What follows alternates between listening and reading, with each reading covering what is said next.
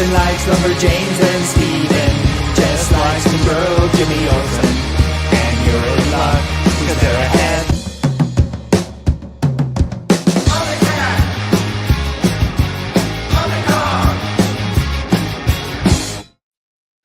Heyo, welcome to. Oh, I forgot to plug my microphone in. It's not the Omnicat show. Sitting in for Omnicat is EARTH-1 Jess. Yes. I always think I need to get. The problem is I'm not a cat person, as you know. I don't have anything against cats or cat people. I love you. I love Kristen. I do theoretically love cats, but I am not someone. I don't have a cat. I've never had a cat. My mom was allergic. So I don't have cat merch is what I'm getting at. And every time we start this, I'm like, I need to buy something cat so I can have it in front of my face just to like live up to the expectations, you know? Oh, yeah. But I don't even possess such a thing. I'm going to have to borrow something from someone to get ready for next time. Yeah. Okay. Well, that gives you a good goal for next time. Besides reading books. I'm sorry, Kenny. This is very sad. Kenny lost Frankie last night. His cat. You could use a hug. I'm sure. I'm getting through it, but it's been rough. That is really rough, Kenny. To lose a pet is a special kind of heartbreak. I know all too well. There's just a hole in your heart for a very long time. Yeah. And it's really, it's rough. So I'm sorry, buddy. I really feel you there. Same. Had my volume on max, almost jumped out of my chair. Good. Wake up. Something Catwoman EARTH-2. Jess would be happy with that. I'm happy with Catwoman any Earth. And here's Matt, who's never going to let me live this down. This episode of Omnidog's Vault, starring everyone's favorite superhero, Jess Crushed Velvet Bragg. Do you know what he's talking about? I don't, but I do love Crushed Velvet. Do you have like a blazer I don't know about? And why aren't you wearing it now, if that's the case? Okay. Thanks for nothing, freaking Matt. This is me back. I'm guessing it's about 1980. It looks like my sister took this picture because I seem to recall that's at her place, the furniture back then. Oh. It's not even the crushed velvet. It's definitely the deep V-neck. Why is everyone fixating on the crushed velvet? Yeah. The deep V-neck is clearly the joke to be had. Yeah, and I'm wearing a medallion. I have no idea what it is. Wow. I can promise you, I never walked around college like that. There's no way anybody would let me get away with that. I would never. So she must have coerced me or something. My sister's older than I am, and I really love her, but she must have coerced me or something to open it up for a joke or something. I don't know.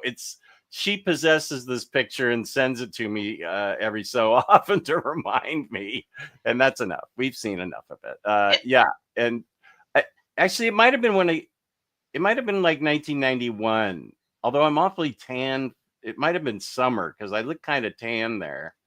You're saying this photo is from the 90s? 1980. Oh, okay. I was going to say. Early 80s. Okay. I was like, I was there in the 90s. And if you were dressed like this, we have different kinds of problems going on. I referred to this as my Nightwing outfit. Oh, God, that's so accurate. Yes.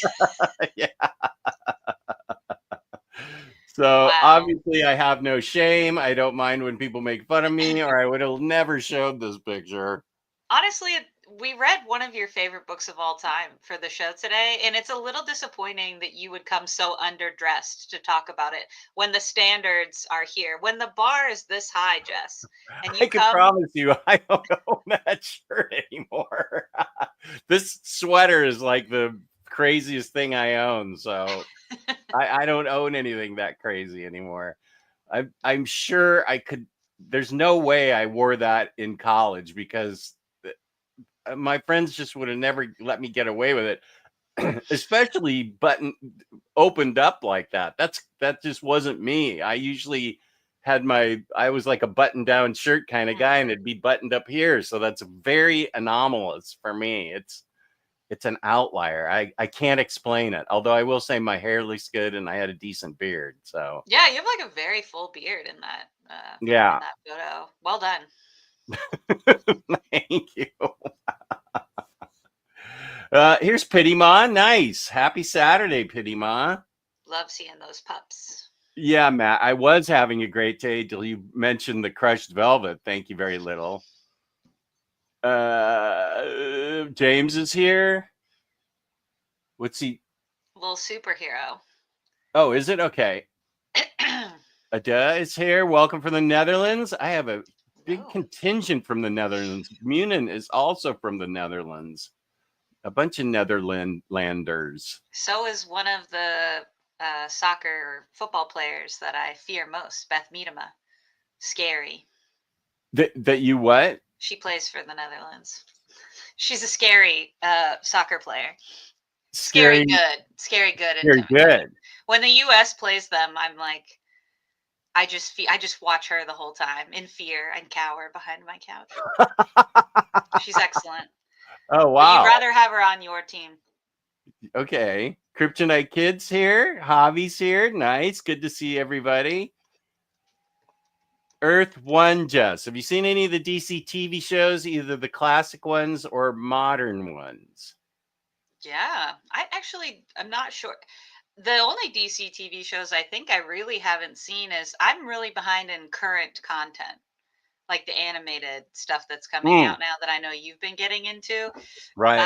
But yeah, one of my favorite hidden gems is the Birds of Prey show from, is it the early 2000s or late 90s? It lasted one season with Shamar Moore. Never forget. Very impressionable as a child, that show. Yeah. Riley sent me the DVD of that season as in exchange for something. I think he sent it to me with some obscene manga too that he thought I would read, which of course I have not read. Yeah, so I have that and I want to see that. Oh, so you haven't watched it at all? Not yet. Oh, we should watch 1 or 2 episodes and chat about them. That would be really fun. I loved that show. I was disappointed when it was canceled. I'm happy to watch the whole thing. Is it an hour long? Are they hour-long episodes? Yeah. They must be. Yeah. Oh yeah, I would rewatch that. We can review those. I'm happy to review those. That'd be fun to see them. Yeah, it's a fun. I think it came out ahead of its time. And it is very of its time, if that makes sense. Like both at once. Yeah. And what was it on? Was it on the CW or something else? I think it was on the WB, but I could be wrong about that. Because a lot of them were on the WB before they merged with. Right. I think it was UPN. The old language, these things that don't exist. I remember UPN and the WB. Yeah, UPN I think is what I watched Star Trek on. Yeah, that makes sense. Speaking the old language, remember Circuit City? Wow. Yeah. We used to be a country. Circuit City. Yep, Circuit City.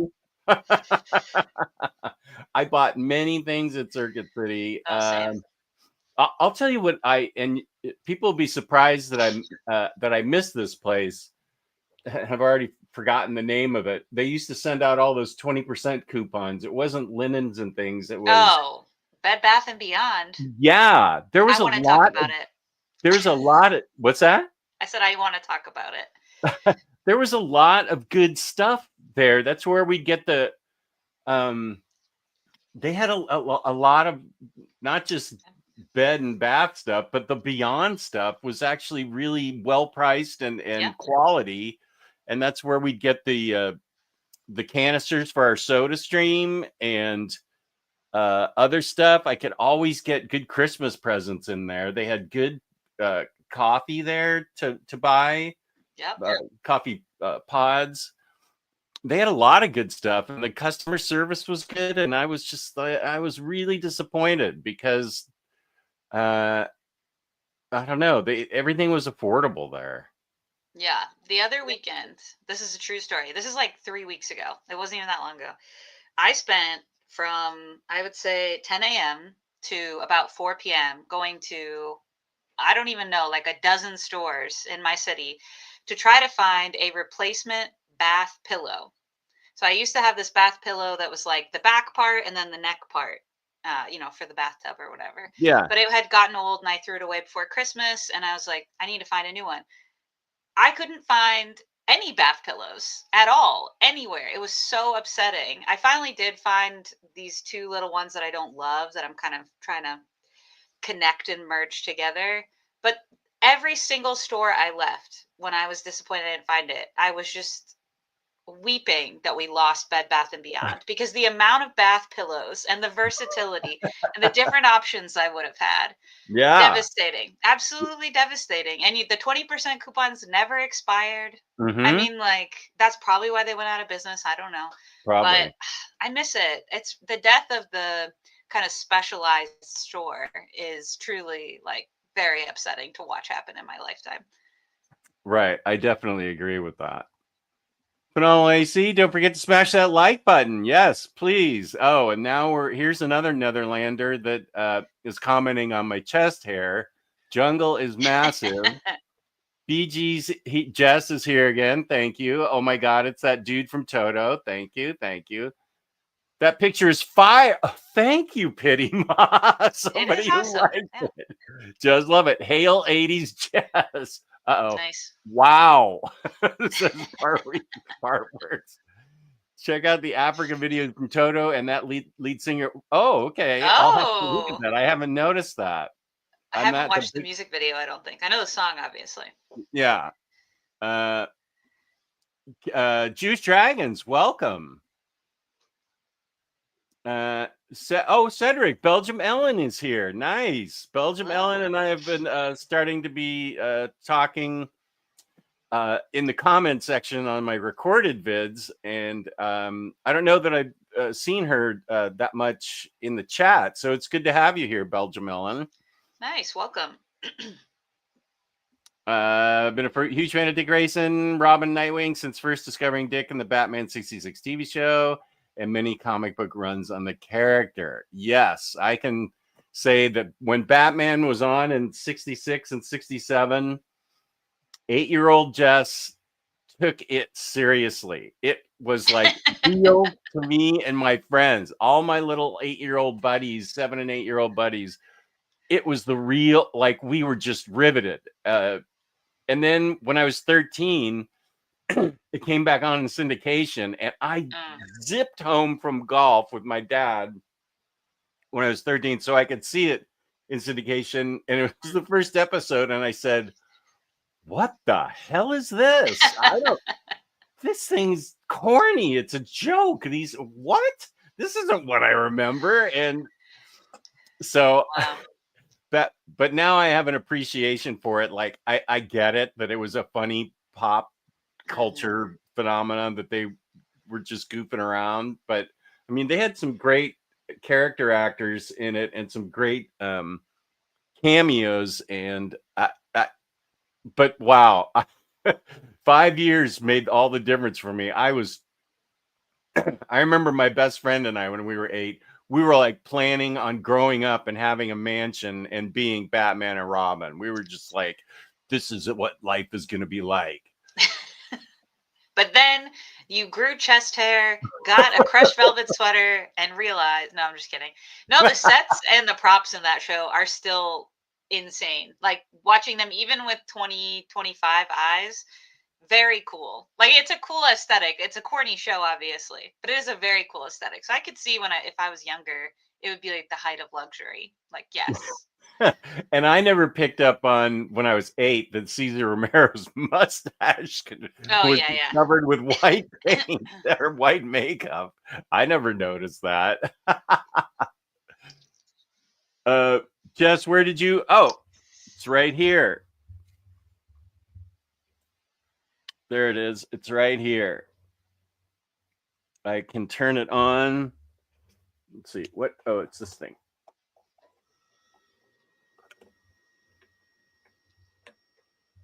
Uh-oh. Wait, what's happening here? There it is. Whoa, gosh, that's bright until I put this thing on. I haven't actually tried it in the dark to see how good the bat signal is. There it is. I don't know that it really. This is pretty thick plastic, so I'd have to get thinner plastic. But it's pretty cool. This was a good Christmas gift. I really dig it. So it's right here on my desk next to my action figures of Psylocke, Harley, Wonder Woman, and me, my own action figure. Have you seen that? I haven't. I don't think I have. Okay. This was a Christmas gift from upper management a few years ago. Oh, yes, I remember now. Yeah, Okay. that's awesome. So yeah, I'm represented. Love that. Here. Okay, now I need to turn this off. I learned. I know you don't. She loves the Birds of Prey show. I know that you're Belgian. Fun. What the? Oh, I guess you have to pull it. I thought it just. Okay, you got to pull it out to turn it off and on.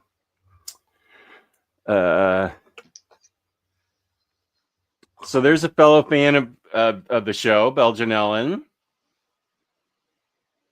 WB, Birds of Prey was on the WB. Okay. Oh, Birds of Prey also had the first live action appearances of Harley Quinn. What? I don't. Oh, yeah. It did? Yes. Although, yes. I mean, that's factually correct. Yes. I won't spoil anything. Oh, okay. I was trying to remember. That show was. I'm telling you, it was wild. It was doing. It was ahead of its time. Yeah. Yeah.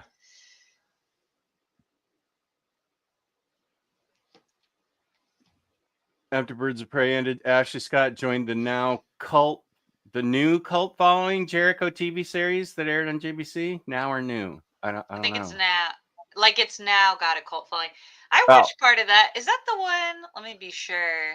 I don't know. That hang on.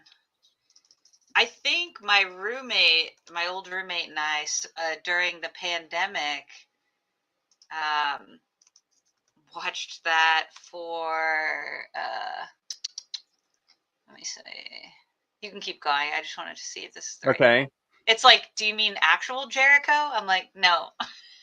I don't need maps, people. Marcella, hello. Yes, this is it. Hey now. Let's see. What is that actor's name? Skeet Ulrich from Scream, and then he was like on Riverdale. I think we were watching Riverdale at the time, the like Archie universe TV show. So this was like this was like 2020. I think we watched this. And it only lasted in Riverdale. Who is he? He played Jughead's dad. Oh, okay. Yeah, and he had like a past relationship with Alice, Betty's mom. I stopped. I really wanted to like that show, and I did for a while, and until like the last few episodes of the first season, I was just like, every parent in this show is completely effed up. These parents are awful. Every single parent except except Archie's, and he ups and dies. So I don't know what they ever did with Luke Perry's role, but he was the only decent guy. Every other parent in there was just intolerably evil. Yeah, I fell off of it too. I've thought recently about like, should I go back and just finish it up? Because I think maybe there were 3 seasons that I didn't watch. And then people would describe the plots of the later seasons, and it did sound like an acid trip. And I was like, that's not real. That didn't really happen. I had the same thing with Scandal, the TV show Scandal. Oh, my daughter the Shonda Rhimes show. Yeah. I also watched it at the beginning, and then I fell off. And my walking buddy, like who I would walk after work with, kept up with the show, and she would describe the plots of these later episodes, and it's like, that's crazy. That can't be real. But it was. So I don't know. I don't. Maybe the later seasons of Riverdale should just live as the acid dream they do in my head, and I should never be exposed to the cold, harsh reality of 23 episodes of that. But we'll see. Did First you season. season 6? I remember reading something like it started out like they were supernatural or something. Like the characters were supernatural, and I was gonna watch it just based on that, thinking that if I'm remembering correctly, that they were like witches and warlocks or something. But now I'm not sure if I'm remembering correctly. I think there's like a cult plot in season 4, if I remember correctly, that starts. I agree. I think it was James that commented later. I think after 3 is where it really takes a turn. Yeah, because it must be 5, 6, and 7 are the ones I haven't seen. So okay. I think I've stopped after 4. 6 starts out with some kind of weird supernatural themed. The cast is all supernatural themed. Okay. I don't know. I think that show, again, loved 1 through 3. I think it could have just done better doing what it was continuing to do. But I also think I stand by a thought that I had even while 3 was airing and I was enjoying 3, which was it would have been just as cool for me if each season was like a totally different setup, but the same characters. Because that's how actual Archie often is. There's so many Archie stories that are like Archie meets Kiss, Archie this, Archie Afterlife. Like that would have been cool if each season was like 18 episodes of all these Archie characters you know and love. And maybe the first one is sort of like the quintessential setup so that the people who don't know those characters can familiarize themselves, but then each season is just a totally different theme and episode, like a almost anthology, but with the same character core. Because that's what they wound up sort of doing anyways. I wonder what. Kenny likes that picture. Thank you. I have 2 people that like that picture. Thank you. Oh, Max flouting the fact that he's already seen Paddington in Peru. Oh, guess who else has? We were chatting about movies before we started, but then we had to start. Yeah, and here? It's here. It's reached U.S. shores to bless all of us. Is it as good as 2? No. Nothing. Let's have realistic expectations. Okay, but it's really good. Yeah, I think Max and I chatted about it after I saw it. He saw it before me, and I think we agree about this, but correct me, Max, if your assessment is wrong. I would put Paddington 2 for me as like a 5 out of 5. It's a perfect movie. Paddington 1 is very delightful. I mean, just like oozes charm, great. That to me, that's like a 4.5 out of 5. It's just shy of perfect. Okay. Paddington in Peru is like a solid 4. It is a very good movie. That's a really fun adventure because in this one, it's very different in that it's not Paddington trying to integrate into London or London, finding Paddington to be so different. It's like they're in a totally different adventure in Peru, and like the Brown family's kind of the fish out of water. Oh. But it does lose a little bit of its like what makes it Paddington. You know what I'm saying? Like just a little bit, but it's still super fun, very charming. And Olivia Colman is having the time of her life in that film without spoiling anything. She's living her best life. For sure, she was having a lot of fun on that set. That's awesome. Okay. So still would recommend it, but you need to go back and watch OG Paddington. I haven't seen that one. I know. I need you to watch that. Okay.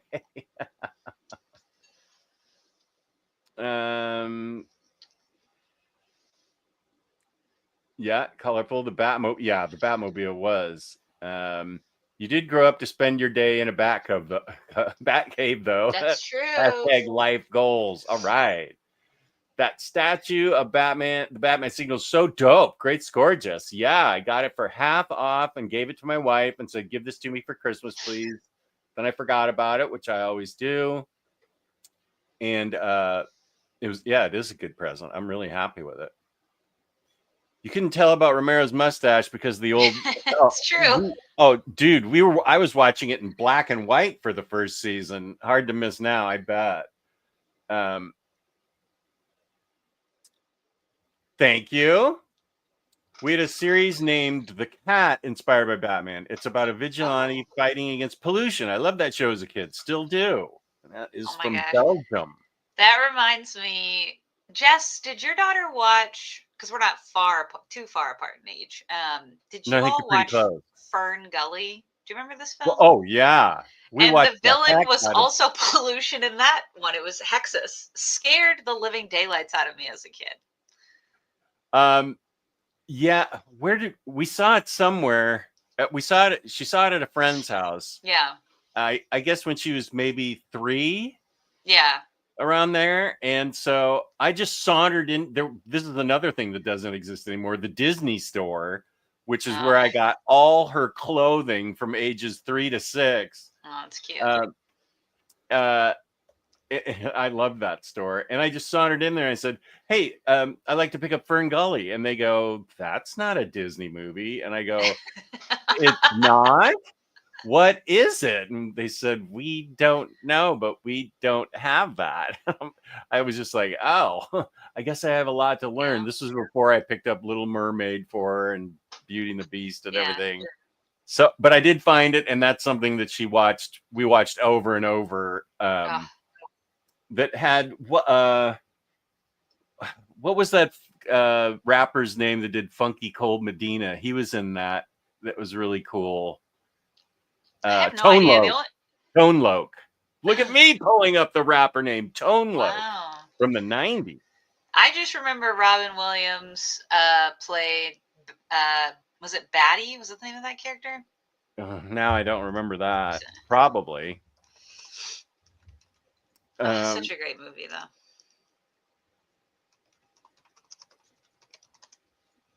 Thank you very much, Kenny. Tim Curry does a voice. Wow. I don't think I remember that. I don't either. But this was also 30 years ago. My daughter's 33, so it was like 30 years ago, and I can't even remember what I read. Well, I do remember what I read this week. I need to do a video on it. Wow. I remember Jericho, decent show, but the last episode was horrible because they were forced to wrap everything up. I have no memory. We were just like in our Skeet Ulrich era, and it was COVID, and there was nothing else to do, and so we're like, let's watch this random post-apocalyptic show that I think it got canceled too early, but I could be wrong about that because I did not watch it live. Jess, you mean depending on teenagers to solve everything in Archie wasn't realistic to you? No, that was fine with me. It was having all the adults be actively evil. There wasn't a neutral adult in it. Everybody, every adult, every parent in that thing, Veronica's mom, Betty's mom, Jughead's dad, one of the Pussycats' mom was Mayor, Robin Givens, I think it was. She was evil. All the adults were evil. That's what wasn't realistic to me. There had to be, some decent parent in there. You are living 8-year-old Jess's dream. You're a superhero hanging out in your own cave and helping people. Your kindness helps. Oh, that's sweet of you, Matt. Thank you. I don't have a cool Batmobile. I did used to have a convertible that was cool, but I don't have a cool Batmobile. Cherry Blossom got superpowers. Cheryl? Cheryl? Cheryl. Okay. Actually, if anyone was going to get superpowers, probably should be Cheryl, low-key. So that tracks. Ugh, love Smallville. Jess, I really need you to get on that at some point in life. I know everyone's tired of that. I'm not watching 11 seasons of Smallville. Is it 11? I think it's 10, Jess. Okay. I would love to watch it when some other superheroes show up.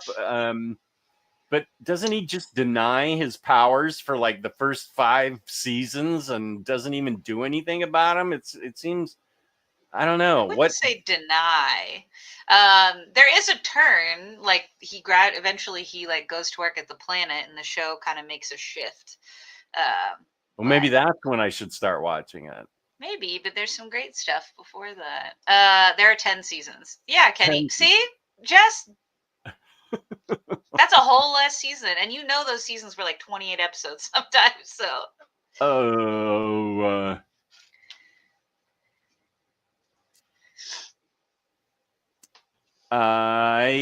my daughter's coming over tomorrow. She can teach me how to use a VPN because we used a VPN to watch Song of the South from Europe because they had video clips of the entire series, the entire movie, which is now Disney won't put it out, but we wanted to see Song of the South, and we strung together all the clips on YouTube and watched it.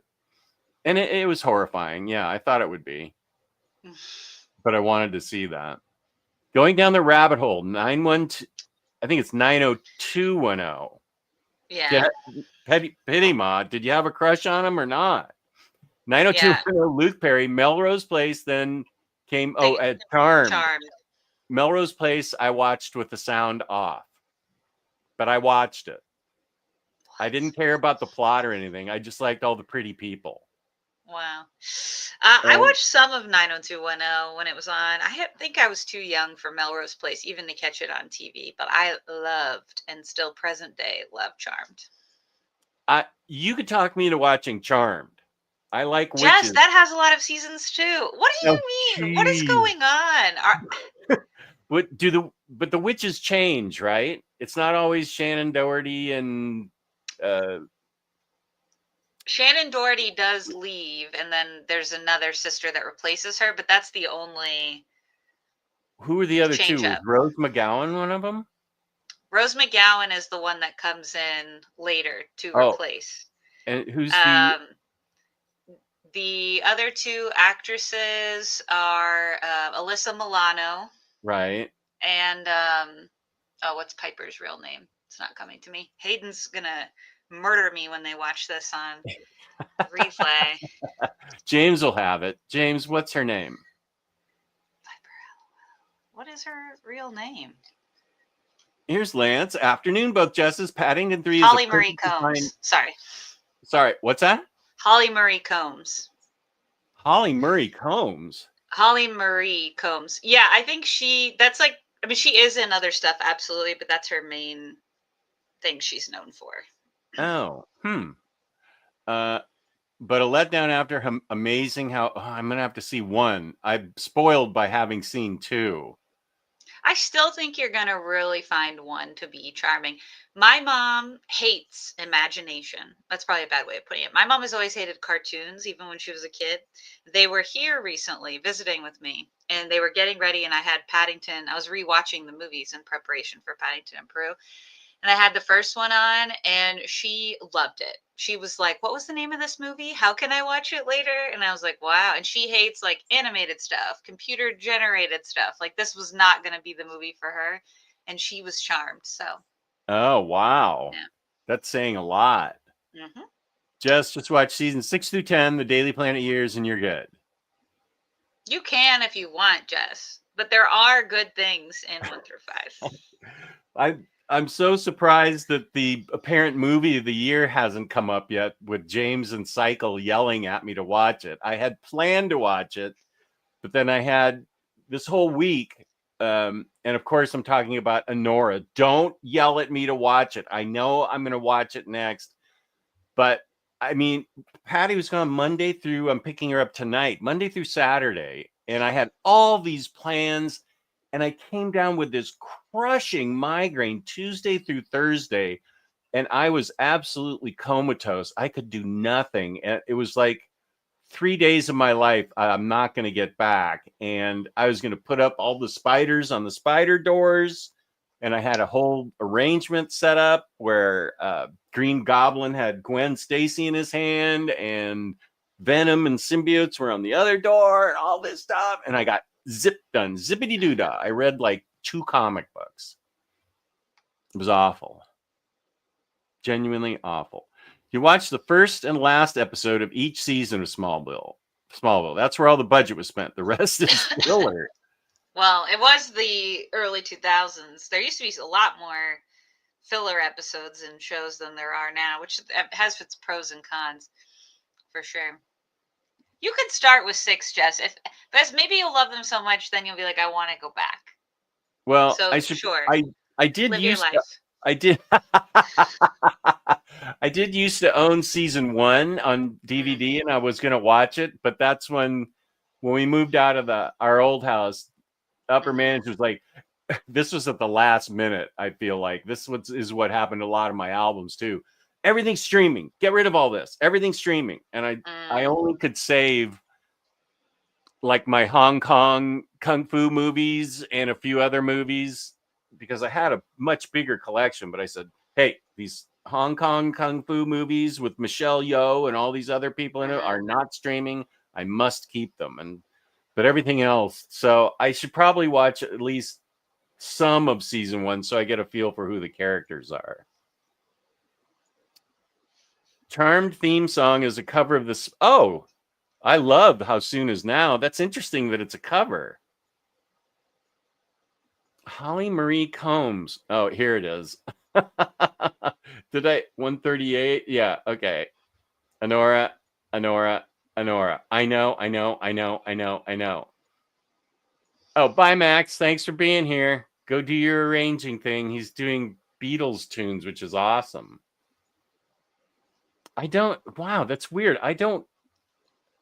I recognize all those other actresses, and I guess I must have seen Holly Marie Combs, but I don't recognize her like I do these other names. All the others have been in things that are just as popular, if not more. But I would say Holly Marie Combs has been in the least.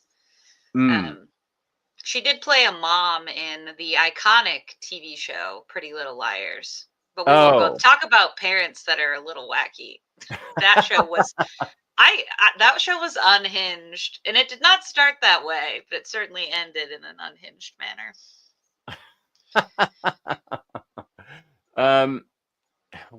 I lost my train of thought. Okay. Oh, Rose McGowan. I think the last time I saw her was in the Grindhouse movies. Oh, yeah. First one, I think Roberto Rodriguez directed, where she had a machine gun for a leg. Yep. That was cool. Yeah. She did find a sweet spot there for a while. Yeah. Loved Smallville the early years, but later, last 3 seasons took me forever to get through. I have to start Lois and Clark. I think it's Lois and Clark, but that should be on the top of my list because I watched that first episode and I thought it was awesome. That's really the show I need to watch. That had 4 seasons. Now I can get through that. Yes, it is the inferior show for several reasons, but Lois and Clark? But it is good. Inferior to Smallville? Yeah, Smallville rules. Have you seen Lois and Clark? Yeah, that was like one of my favorite shows when I was younger. Wait, it's hard to know. A lot Lois blends. And Clark just stopped. What do you mean? Oh, younger? I'm thinking of the adventures of. Yeah, I'm thinking of the Terry Hatcher, Dean Cain. Yeah. No, I could not get into the other one. I have to say, I know Kenneth is going to be really sad to hear that, but the CW Lois and Clark, like the recent show, I just could not get into it. And I really like the actor, but just could not get into it. The kids were so emo. They were a little too emo for me. Maybe it was the mood I was in when the show came out. Maybe. I was like, I don't like either of these children. Like I actively disliked them. Oh, so. Well, then, yeah, I understand them. Yeah. Everyone is correcting us about which shows which. Okay, James, yes.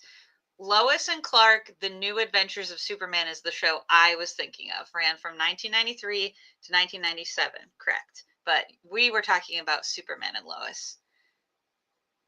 The CW, right? It's Superman and Lois is what it's called? Okay. That's what Kenneth says. I think that's why I got confused. Yeah. Brian, gonna have to check the replay. Going to see Captain America movie before it gets spoiled. I haven't seen too many reactions. Everyone I know who's seen it said they found it to be mid. Don't know. I'm gonna see it anyway. I think my movie buddy is probably gonna want to see it. I should get out of the house at some point since I've been trapped in my house. Totally. You could all counterpoint. You could see Paddington in Peru. Ooh, and now that would be a good one to take up her management to because she loved Paddington too. You could So watch Paddington 1, Paddington, in preparation, and yeah. then go see Paddington in Peru. Get out of the house. Okay, yeah. And I'm with you, Pity Ma. Streaming holds you hostage. Physical is the way. I totally agree with you. That's why I'm trying to collect the DC animated universe all in physical because I bought Apple had a glitch and had this enormous amount of DC animated DC animated universe movies for sale for $10, and it was a mispriced thing. Well, Amazon, as bad as it is, if they misprice something, they'll honor it. I went into Apple TV and they had yanked like half of the movies that I had bought. And even though it was $10, they just yanked them. And so I agree. I don't dig if there's a movie I love, like one of the movies I really love is Once Upon a Time in Hollywood and Big Lebowski, things like that. I definitely want to own them. I don't like. I'm not even sure I like streaming music as much as I do owning music. It's certainly easier, but stuff that I bought, maybe it's Apple. I bought back in the early days. I bought this album for one song, and it was the hit song off of it. And I recently went to listen to it, and Apple had yanked it. I bought it. I owned it. I paid full retail stupid money, and they yanked it. And I was like, what the heck? Yeah, so I'm with you. Really can't. You can't trust any of that stuff. I loved the League of Their Own TV show. Got canceled after one season. But I canceled all of my Amazon stuff in the last few months, pretty much everything except for Audible. I still haven't weaned myself off of that. But it sucks because you can't physically buy the first season on DVD or Blu-ray. It was an Amazon original. They canceled it, and it only streams on Amazon. What is this? A League of Their Own, the TV show. And you can't buy it.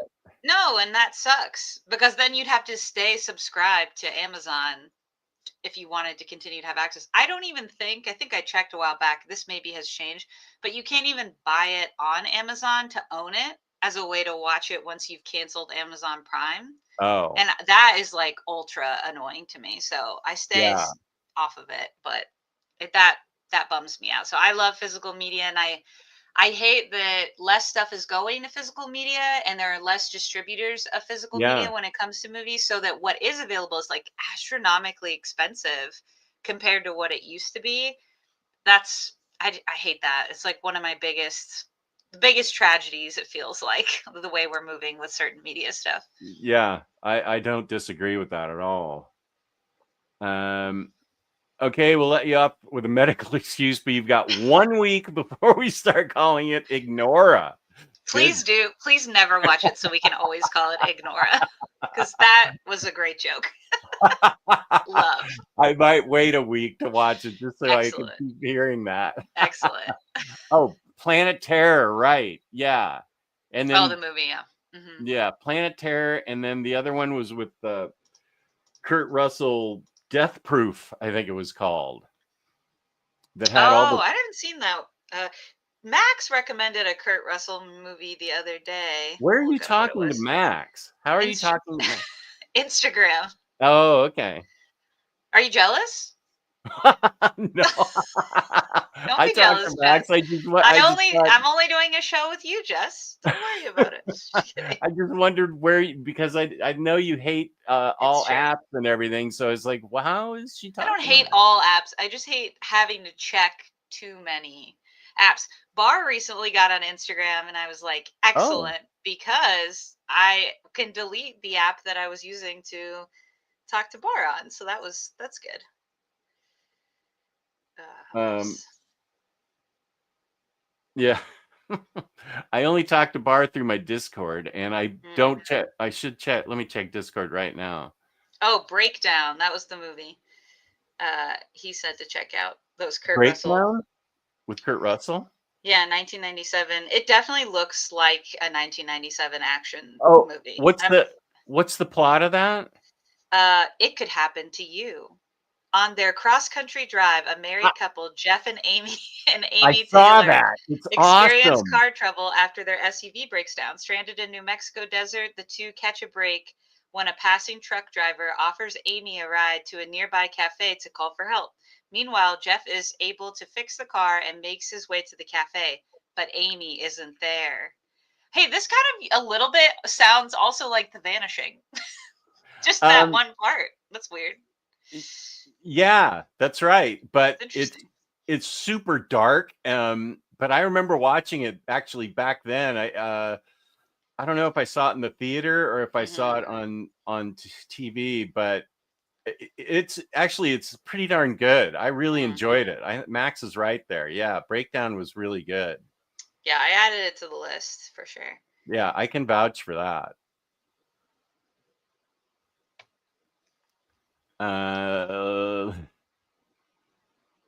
Does you need to finish watching Supergirl? I don't think I finished the first season. Just okay, but Melissa Benoist is a great Supergirl. Yeah, I do know you love that. 2 through 4 are very good, Kenneth. I agree with that. Okay. 4 is where it starts to dip for me, but 2 and 3 are like, I love seasons 2 and 3. Can't go wrong with Terry. Oh, this is what we're talking. You mean Lois and Superman, or Superman and Lois, right? We will never know. The world will actually never know the truth. There's no way to find out That what Kenny the knows. actual names of these shows are. He knows Superman and Lois. He loved that show, right? So I know he has the right name. And I love that for you. It was just the boys were so annoying. Lance agrees with you here. Yeah. The kids are extremely annoying. They were annoying. They were unnecessarily emo. It was honestly like I couldn't get into it for that reason. But the casting was good, and I loved the concept. So I'm glad those who liked it loved it. Love that for you. Yes. There was a show that I watched, and I got so annoyed with every character. It was called The Gifted on Fox. Oh, I enjoyed parts of that, but I actually know exactly what you're talking about. Yes. Every single character had this. They were all sourpusses. No matter what would happen, they had the same expression at the end of whatever happened. Interaction. Do it again. They were like, they were whining. The adults, the kids, the family, the mom and dad. They were all whining all the time. There was. Yeah.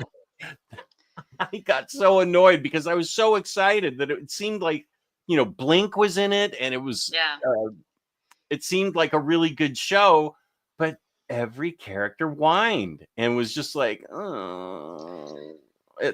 every interaction, even the dad and mom were like, Yeah, I remember it being a mixed bag. I liked parts of it, but I honestly, I don't know what happened, but I totally fell off. I don't know how long it went on, but I think I only watched maybe a little bit into season 2, if there was a season 2. I don't even think I finished season 1. I was like, I can't take all this whining. I get it. That is how the sons in Superman and Lois and Superman, we don't know the name of the show. CW was. Do they whine too? Or are they like? They're just like unnecessary. One of them is like just kind of unnecessarily angry, and like, okay, most of us have all been teenagers before, right? Like, I'm sure we wouldn't have liked each other. And I do think, like, if I was a teen, I'd probably be less annoyed by it. Does that make sense? Because maybe I'd feel seen. I don't know. Because I watched some of the stuff I watched as a teenager, and I'm like totally relatable. Even to this day, I'm like, yes, that is worth crying about, whatever. But like my younger sister, she's only a few years younger than me, will watch that same show. I'm thinking of Dawson's Creek particularly, and she'll be like, this is so dumb. What are these? And I'm like, no, it's real drama, Megan. So Maybe there's a little bit of that, but I wasn't in the mood, I think, for like moody teens when I started it, and I'm still not in the mood, I don't think, for moody teens. So it Oh, is what it well, is. I do. That is one of the things I really want to watch. You might like it though. We mostly agree, but we do have things we don't agree on. So you might like it. Yeah, that's possible. Yeah. Yeah, I'm excited too. Oh, I need to order that crypto shirt because I love crypto. Uh-oh, here's another one. Who agrees with you? Pretty Ma agrees with you. It is the thing to dislike. Like it's not a perfect show outside of that, but like I think it's the thing that draws it back the most. I think if the kids were younger when the show started and we grew with them and then they became emo, I would have liked them more. But I'm thinking of the one kid that's emo from jump. And like I get it logically when they explain why the kid is emo. But it's like I'm not endeared to him, I'm just annoyed. But if I watched him grow up Yeah. and then I'm like, "Oh, I get it. Poor kid," like I think I would feel differently than I do. Okay. That's just how I feel. That's fine. It sounds like a lot of people are with you. That's hilarious. I agree, Kenneth Curley. It's terrific. I think Tyler Hoechlin is my favorite Hecklin. Clark of all time. What is it? Hecklin. Hecklin. Reeve is my Superman, but Hecklin is my Clark. I don't agree exactly with this statement but I agree that Tyler Hecklin in fact, he's someone I think who plays a good Clark and a good Superman, because we always talk about how some actors are kind of better in one of those roles or the other. I actually think Tyler does a good job in both roles, which is why I was excited for the show, because when he was in Supergirl, the few episodes, I thought he was great. I remember like he was in a 2-part season opener. Was it season 2 or 3? I can't remember now, but I was like, that guy's great. He's really good, I think, my opinion, in both the Clark role and the Superman role. So I was really excited for the show. And Jess, I think you will like him as a Clark and as a Superman. I definitely think that is true, regardless In of how you feel about the rest of the Supergirl, show. was did he appeared as Superman or as Clark or as both? Both. And had Superman and Lois been on the air yet? No. Or was this a test run? Hecklin made his debut as that character in Supergirl. And then he was actually in some of the crossover. I can't remember which now. It's been so long, and there was so much happening at one time with that universe. But he was in some of the crossover stuff between all the CW, Arrowverse, Flareoverse shows. And then the Superman and Lois show kind of came out of that, which is why I was really excited for it.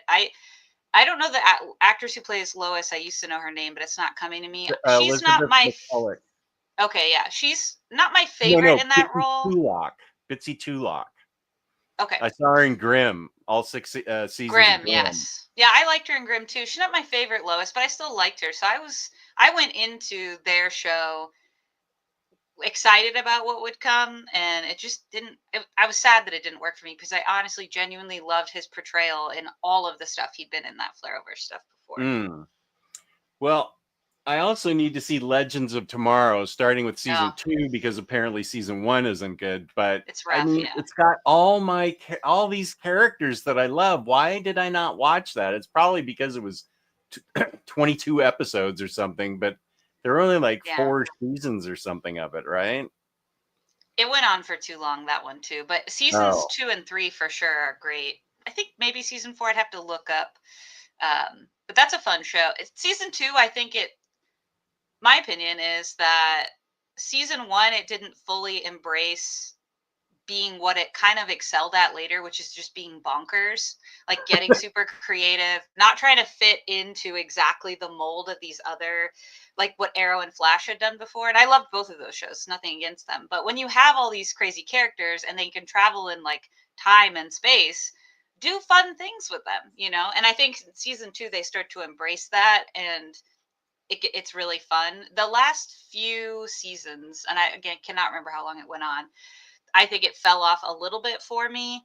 But 2 and 3, I remember being very good. Mm. Super fun. Yeah, I remember. I think it was in Flash where like Hawk Girl first showed up. Sure.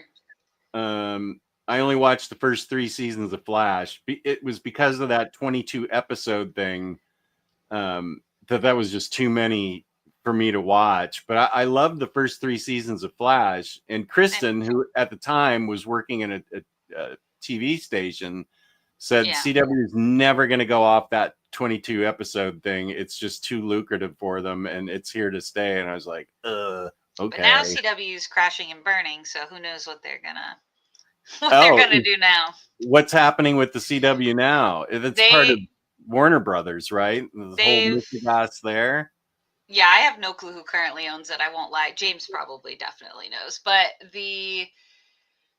they kind of like hit a peak essentially, and there are a few shows that still do pretty well for them. This is like as of a few years ago, like All American was one that was continuing to do very well, but like they were succeeding in streaming later, meaning like people still, young people, were not watching week to week, but they would drop on Netflix. But honestly, I've talked to some younger people, not that I'm elderly or whatever, but like young people in their 20s, and they don't know this is a CW show. They think this is a Netflix show.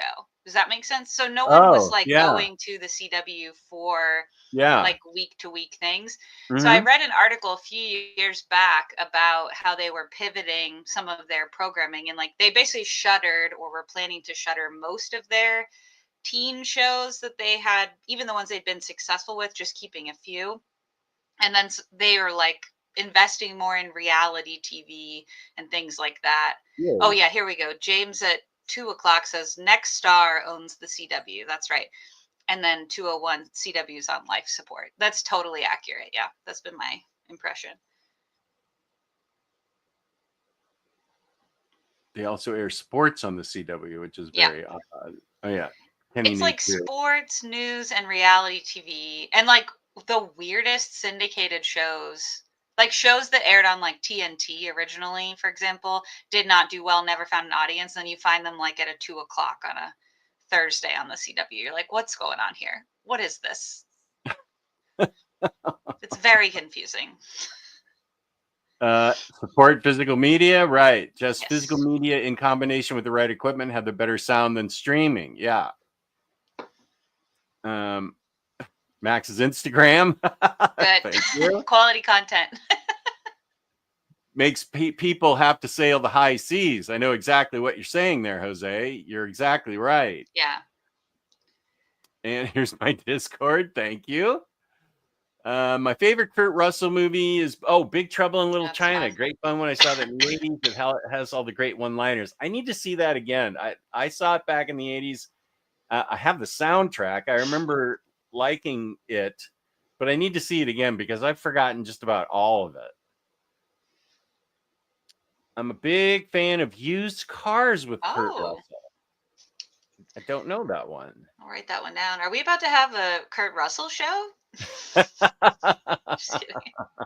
I liked him in Stargate. That was a good movie. I like that. The original Stargate. What other Kurt Russell? The Computer Wore Tennis Shoes. Yeah, I saw that in the movie theater in 1968 or whatever. He's been an actor for his entire life almost. Yeah, that's so true. I wasn't a fan of the movie Tequila Sunrise. Kurt Russell was in it with Mel Gibson and maybe Michelle Pfeiffer. I thought that was kind of hokey. What are the Kurt Russell movies?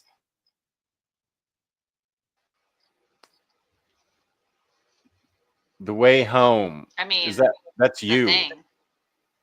Oh, The Thing. Kurt Russell and his little sweaters and The Thing. Yeah. What a cutie, have to say. Wait, what was the comment I missed from James? I was looking up, trying to see what's my favorite Kurt Russell. I know, James, and I can now watch it, I think, on Peacock. So, yes, that is on my list. What is that? The Way Home. It's like a Hallmark TV show. Okay. With one of the actresses who was on Supergirl. I think that's why James was making the connection. And I actually am unsure. It also has Andy McDowell. I'm unsure what the plot is. It seems like it's a family of women, like a mother, daughter, and then her daughter, grandma, mom, daughter, who time travel, maybe, and Oh, like can dip into each other's lives. That's what the commercial makes it seem like. But I only have Hallmark during Christmas, so I never watched it. I always just saw the commercials for it. But now Peacock has like a partnership and they have a bunch of Hallmark stuff, and I think you can watch the way home. So I definitely hope to watch it. that sounds like a show I want. I love time travel. Yeah, it looks. I heard it's much better than some of their other shows that they've put out. So that's good. This is Hallmark. It's a Hallmark TV show. Yeah, and Kenny says at 2:05, The Way Home's a great show, very underrated. Kyler Lee, who's like Alex Danvers, who plays Carr's older sister, like the family Carr was adopted into on Supergirl, is the mom in that show. So it's like Annie McDowell, Kyler Lee, and then a young actress. I'm unsure of their name. Oh, Andy McDowell. I didn't know she was acting again. That's good. Yeah. I liked Part of the Gifted, but was not perfect. Voracious it was Reader. Welcome. Saying a quick hello. Coming back from a Valentine's lunch. We'll watch on the rewind. Good to see you, Voracious. Jess. Yes. Sky High. Great Kurt Russell movie. Have you seen that one? That's a fun movie. Is that the one where they're like super powered? Yes. Super parents stuff? It's a superhero. I don't think I saw that. It's a fun one. It aged really well. It's a fun movie. Sky High. Yeah, so for me, it's going to be Sky High and The Thing are the two sides of Kurt Russell's career that I have enjoyed. I loved Escape from New York. I thought he did a great job in that. We used to have that on VHS when I was a kid. Yeah, I did like Escape from New York. I didn't like Escape from LA. I thought Escape from New York was much better. I did not even know that was a movie. I also forgot he's in Tombstone. We had that one on VHS too. That's an awesome movie. Yes, I forgot about that. Movie. Yeah, okay, so we're doing a Kurt Russell show now? Yeah, absolutely. Let's go. It is a storied career. I'm just like flipping through. I'm like, yes, I loved that too. Yeah. Thank you, Penny Wise. Just imitating what those gifted teenagers and adults and little kids were all doing. Sourpuss. Flash seasons 5 through 7 and season 9 is like the new characters they brought to replace Harry Wells from EARTH-2 and Cisco were so annoying, almost made me quit the show. Flash seasons 1 through 3 are good. Okay. I agreed that 1 through 3 were good.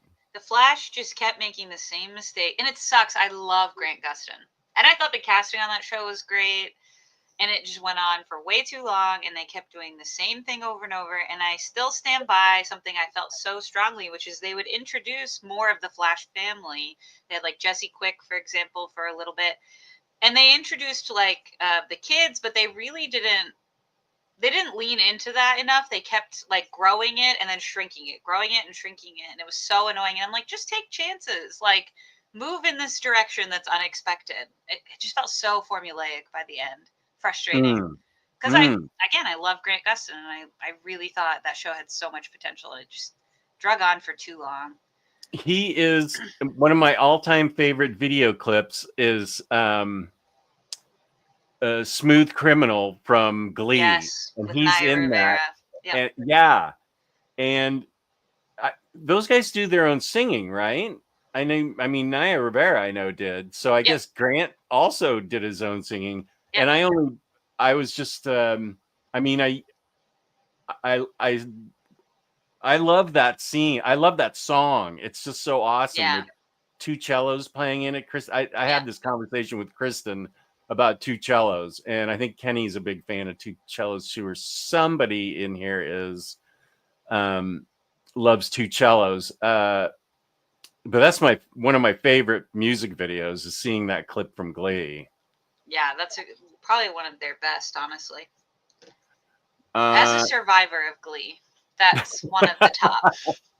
All live action superheroes are skippable. That sounds like the Dang. cycle. Hot take. But kid actors tend to lose all charm as they grow. Jess, you really missed not coming back with, you mean you can ignore a? It's a little disappointing that you skipped that. Okay, And then well, you could have made the gifted face. Do it. So the full performance. You mean you can ignore a, and then you move into the face. Action. There you go.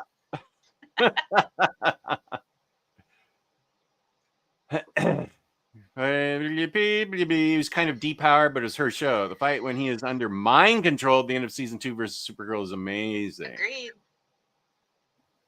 Supergirl should not beat Superman in a fight, but really, go read the comics. In some stories, Supergirl is stronger than Superman. Legends 2 through 4 is amazing. Okay. Yeah, I agree. That's like the sweet spot. Okay, that's something I need to see. That's great. Yeah, he is very good. And honestly, as a taste tester, I haven't seen it in forever, but the season 2 premiere that Kenny was referring to, it's a 2-parter. So if you just watched Supergirl. So if you watch Supergirl season 2, episodes 1 and 2, very good, fun episodes, and you will get a sense of that character. I don't mind watching Supergirl. I just, even from the beginning, I just don't. I somehow am just getting overwhelmed. I don't know how people watch all these things. Well, this was back in the day. Well, now everyone's attention span, including my own, is like 30 seconds. But back in the day, we were training for that. When I was growing up, there were some seasons that were 27, 28 episodes long of just total filler. So I did hear this that it might be getting a revival. I think she posted on social media, Sarah Michelle Gellar. I never saw the original. Don't tell me I need to see the original. My brain's already exploding. Don't give me that look. That is wild behavior from you, but okay. Right. The first season is kind of rough, though, in retrospect, because I've introduced the show to a few friends who missed it in their own childhood, and you have to hold their hands through season 1, because it is kind of like, there's some rough episodes. The episode where they all go to the zoo, rough. I think that was season 1. Brutal. But then it gets really good. I would say from 2 on, you're golden. But Sarah Michelle Gellar is so great in that role, and I was so encouraged. Her update, like the thought she put into it, really waiting for the right set of circumstances to bring that show back. That's good. I loved that. Okay, people digging Tombstone. It's great. People digging Escape from New York and LA. Oh, okay. And was very much underrated. Kyler Lee, who played Alex Danvers of Superheroes, amazing. Okay, you did say that. One positive thing about the mopey Superman Lois mopey is a good word, Lance. Is that it doesn't treat being in a romantic relationship as the ultimate end goal. Sure. Overall, season 4 is my favorite, followed by season 1. Yeah, I will say this is not a spoiler, but in Paddington in Peru, they introduced this teenage girl character. She was great. I won't say any more than that. But immediately when they introduced her, I was like, ugh, this is going to be some unnecessary, like, sub-romance plot with the son of the Brown family. And it wasn't. It's not a spoiler because it didn't happen. And I was like, yes, good. That's so refreshing. Yeah. And it's funny that our brains are, like, trained to assume that, even in a movie like Paddington. So, yeah, I agree. It's a good message. Time travel. The main characters try and find and save their missing brother uncle. I see.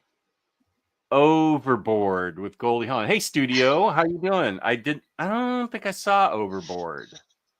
That one sounds familiar. Did anyone watch Carnival, HBO original series? So upset they canceled after season 2. I've heard of it, but I've never seen it. No. Belgian Ellen has to go. Dinner's ready. Great meeting you, EARTH-1 Jess. Thanks for being here, Belgian Ellen. Go watch some Birds of Prey. Me, the two sides of Carlos's career are Bone Tomahawk and the computer wore tennis shoes. I've only Nice. seen computer wore tennis shoes. I have heard of Bone Tomahawk, but I haven't seen that.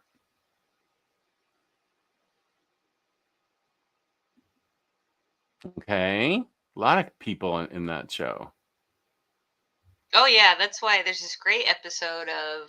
Actually, it was a. Kenneth will remember. I think it's one episode of Supergirl and one episode of Flash, but I could be wrong. Where they came out back to back and they were part 1 and part 2 of the same story.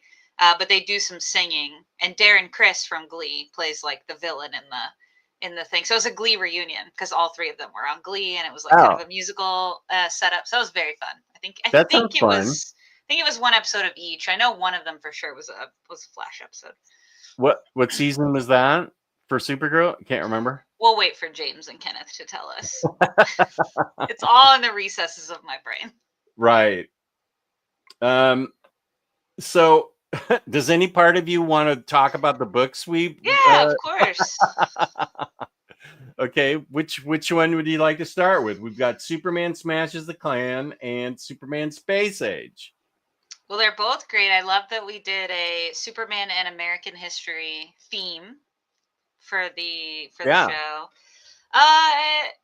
Let's do, because Smashes the Klan. Let's do that one first, because I hadn't read this pretty much since it came out. Whereas, like, Same. I also hadn't read Space Age since it came out, but that was more recently. So this one I remembered loving, and then didn't really remember much else after that. And I actually finally read the back material. So let's start with that one, I think, if you want. Yeah, sure. That it's really important, that end material by Gene Yang. Absolutely. So the setup for this one is essentially, this is a adaptation. Why don't you talk about it and I'll show art from it? Oh yeah, for sure. This is a loose adaptation of the adventures of Superman on the radio program. And the back material says the year is 1946. Teenagers Roberta and Tommy Lee just moved with their parents from Chinatown to the center of Metropolis, home to the famous hero Superman. Tommy makes friends quickly, but Roberta pines for home. Then one night, the family awakens to find their house surrounded by the Klan of the Fiery Cross. Superman leaps into action, but his exposure to a mysterious green rock has left him weak. Can Roberta and Tommy help him smash the Klan? Oh yeah, here it says, inspired by the 1940s Superman radio serial Klan of the Fiery Cross. And this is by Gene Lun Yang, and I cannot say this person's name to save my life. Gurihuru? Art by Gurihuru, is that right? Gurihuru? Yeah, I think so. That's how I've heard it pronounced. Yeah, and I would say this is the young adults, DC graphic novels for young adults line, and I would say that's accurate. I think middle school and up probably are the right age group for this one. Pitima loves this stream. It's a catch up on anything and everything, then the comics. My Saturday lineup for sure. Love that. You're not late. You're just in time, Rami. Yeah, I read this when it first came out, and I reviewed it on I can't remember.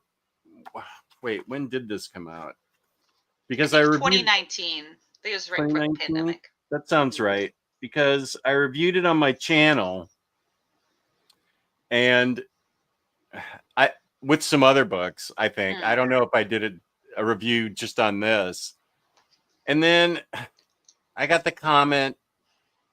I did not delete this comment. I saved it because it was just so it's so representative of the world we live in. So this guy said, Jess, there's no such thing as racism. I'm like, okay. And I said, what? Have you run this theory by any of your black friends? What's the story there? And it just became this complete back and forth with this idiot. And I was like, what is happening? So Yeah, I'm afraid to tell you there is such a thing as racism. I'm sorry to tell you, America was built on racism, and I don't care what anybody thinks. You're just denying the truth. Uh, yeah, there is racism, and what I like about this book is the I guess the word is the agency that the kids get in this. Yeah, absolutely. The little daughter who is Mhm. kind of a bit of a shrinking violet. Mhm. She's scared of everything, gets sick on car rides, throws up all the time, and by the end of the story, she's um, uh, uh, practically pretty much I think the main part of the story. She's the one that encourages Superman to start using all of his powers instead of going halfway, because Superman's an alien himself, and Mhm. he does show he can fly at a charity baseball game, and the crowd immediately turns on him, where Mhm. they were oh 2021. Okay, thank you. Oh, favorite books of 2020. Wow, good job. Thank you. 2020. I think that's when Oh, you did a special one. I'll have to go back yeah, and watch what you said in 2020. Yeah. yeah, that's where I got the idiot comment. But Superman's very much made to feel like an alien as well, Yeah. as well as the Lee family, who are Chinese. But I liked how the woman, I'm sorry, the little girl gets stronger and stronger, because it's as the show goes on, the comic goes on, Mhm. and her brother's a lot more adaptable and tries to and succeeds for the most part, fitting Mhm. right in. Um, the mom is apprehensive about the whole thing. The dad got a big promotion, and it turns out that Metropolis is full of these Clan of the Fiery Cross guys who Mhm. are just. I think it said in the back matter that they didn't use Ku Klux Klan because they didn't want to get sued Right. for. Because yeah. Mhm. Because when the radio show came out, several states were still defending some of the uh, rights of the Klan at the time. I think, and so they were afraid, yeah, of getting into a lawsuit. Yeah, the family setup is really one thing that really struck me the second time around was there's actually a lot of really small, nice nuances that like make up the big conversation, right? That this book is trying to have. And you're totally right to point out, even within the own family, there's a couple of interesting things, like when they're driving into the city, because they've always lived just outside, right, in Chinatown, amongst a lot of people who come from the same community as them or similar communities.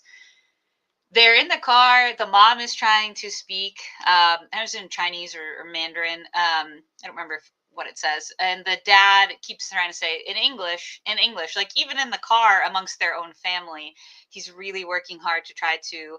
I think in his mind, probably like assimilate them and try to make them not stand out in any way. And then the daughter, like you said, is just shy in general. She lacks confidence. Tommy's really interesting because while he does fit in, he wants to fit in so badly that at one point in the book, he Oh kind of yeah, leans in and uses a derogatory, well, I guess some laced language. I won't say a derogatory term, but like some really laced language that almost insults his own community as a way of trying to fit in with the other guys on the baseball team and the kids at the like community center.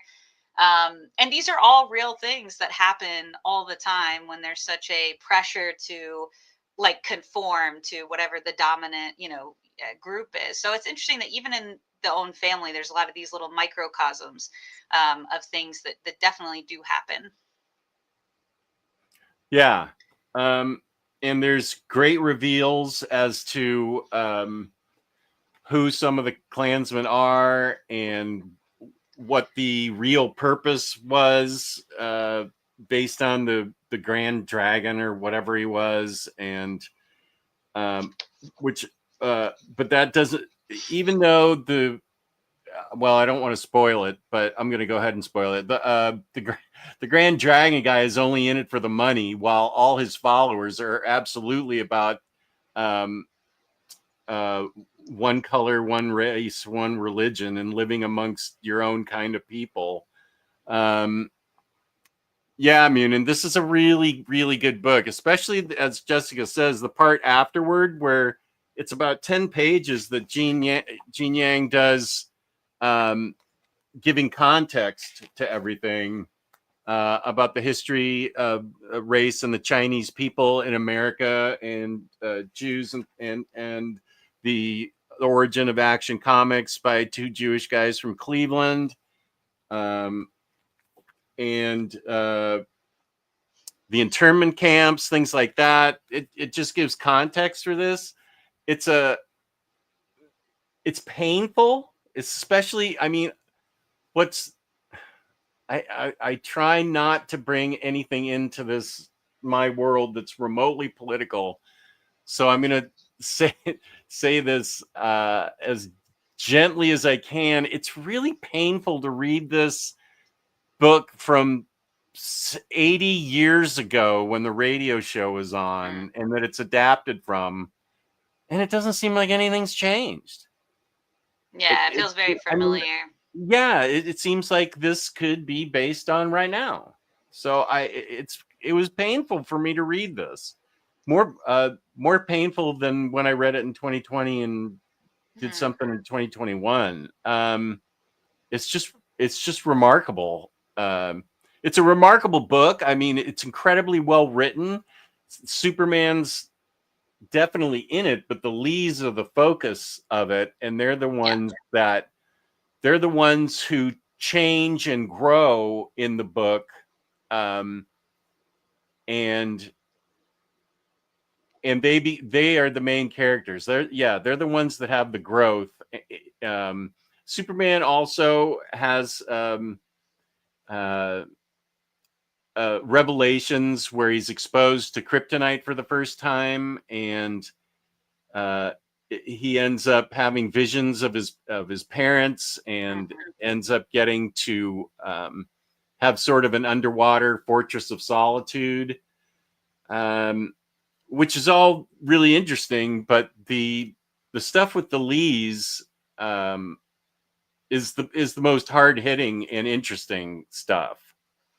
Yeah, they're nice parallels to each other. You said something earlier that I think is really important, which is you were mentioning the sort of different motivations that people have. And something that I think the book does really well, which is that there's this opening scene I'm thinking about where the guy who's later revealed to be the one that's in it for the money and is the big reveal. He and a coworker are coworkers to the dad in the family, and they're like bringing by a pie, I think, if I remember correctly. And the other coworker is kind of almost overtly pretty racist towards them, discriminatory towards them, makes a lot of like really insidious comments kind of under his breath. And so you see the other guy and you're like, this must be the good guy because he's not doing any of that. Then later it's revealed that he's also not motivated by the right thing either, and still working towards this notion of exclusion. And you see it throughout. There's this other character who's one of the other main kid characters, who's on the baseball team with Tommy, and I would say he's the third main character of the kids. Yeah. And his uncle, this kid's father has passed away, and so his uncle is like the stand-in dad for him, and you can tell he really needs that. Like he wants sort of like a father figure. He expresses that a lot. And his dad is his uncle is a part of the Clan of the Fiery Cross. It's not a spoiler. It's very early on revealed to be that. And this kid is really having trouble reconciling that, like, this guy who looks out for him in lieu of his dad, who is good towards him and looks out for him and his mom, also has this stuff going on. And so when he's talking to his mom about it, his mom is not a big fan of the Clan of the Fiery Cross, but she also believes in a different kind of thing, which is, oh, I don't care that these people exist as long as they're separate and away from me. And so the book does a really good job of showing like kind of levels of racism and exclusion, and also different motivations, but showing that it all forms this big picture. And I found it really cute and like relatable if you're a young person, especially reading that. There's this scene where Tommy is talking about he loves being on a team. He just wants to be a part of the team, and he hopes that we're all on the same team. And so it really hurts him when he learns that this boy maybe is associated with this fiery cross stuff. And he's like, I thought we were all on the same team. And it just breaks his heart. And that's kind of the root of the thing, is like, we should all be on the same team, like looking forward, right? Working together as, you know, a people in a community or a country or whatever it looks like for you in a friend group, like trying to make life better for all of us. And we just really can't do that, right? If it's a lot about exclusion or being separate or thinking you're better than someone, that's not really going to help us all move forward together.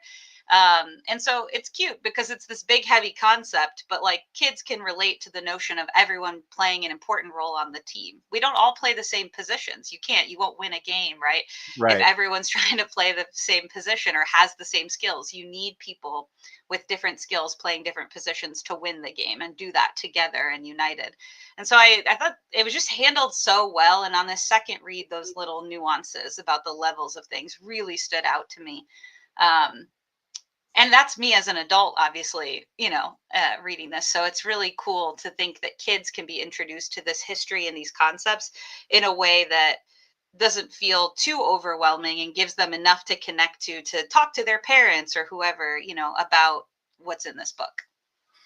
Yeah, and I liked that it's the daughter, the little sister, is the one who figures out that the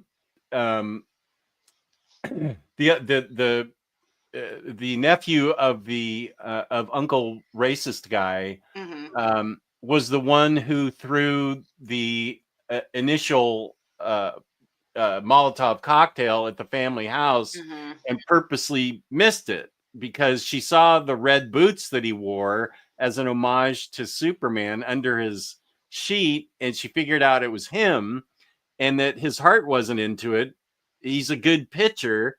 And how did he not throw it through the window? He hit Mm-hmm. the gutter or something, and he Right. got smacked around by his uncle for that, for missing it. And she figured out that he missed it on purpose. Mm-hmm. And I thought that was a really sweet moment too, where he has he doesn't want to disappoint his uncle, but he also doesn't want to torch this family's home, and is trying Yeah, to figure it out. And I get that as a totally. teenager being conflicted Mm-hmm. to because you've idolized this guy and he turns out to be a hateful person, Mm-hmm. and your heart's not in it, and he figures out a way to get out of it, and he becomes the nephew becomes central in finding helping Superman find the son, Mm-hmm. the Lee son, when he is drowning. So there were a lot of nice moments in this book of seeing the nephew grow and change, Mm-hmm. and seeing, well, even Superman grows and changes throughout it. So there was a lot of interesting stuff in this book. Oh, here's Noir Wolf. Just want to say hi. What's up, Noir Wolf? Hi.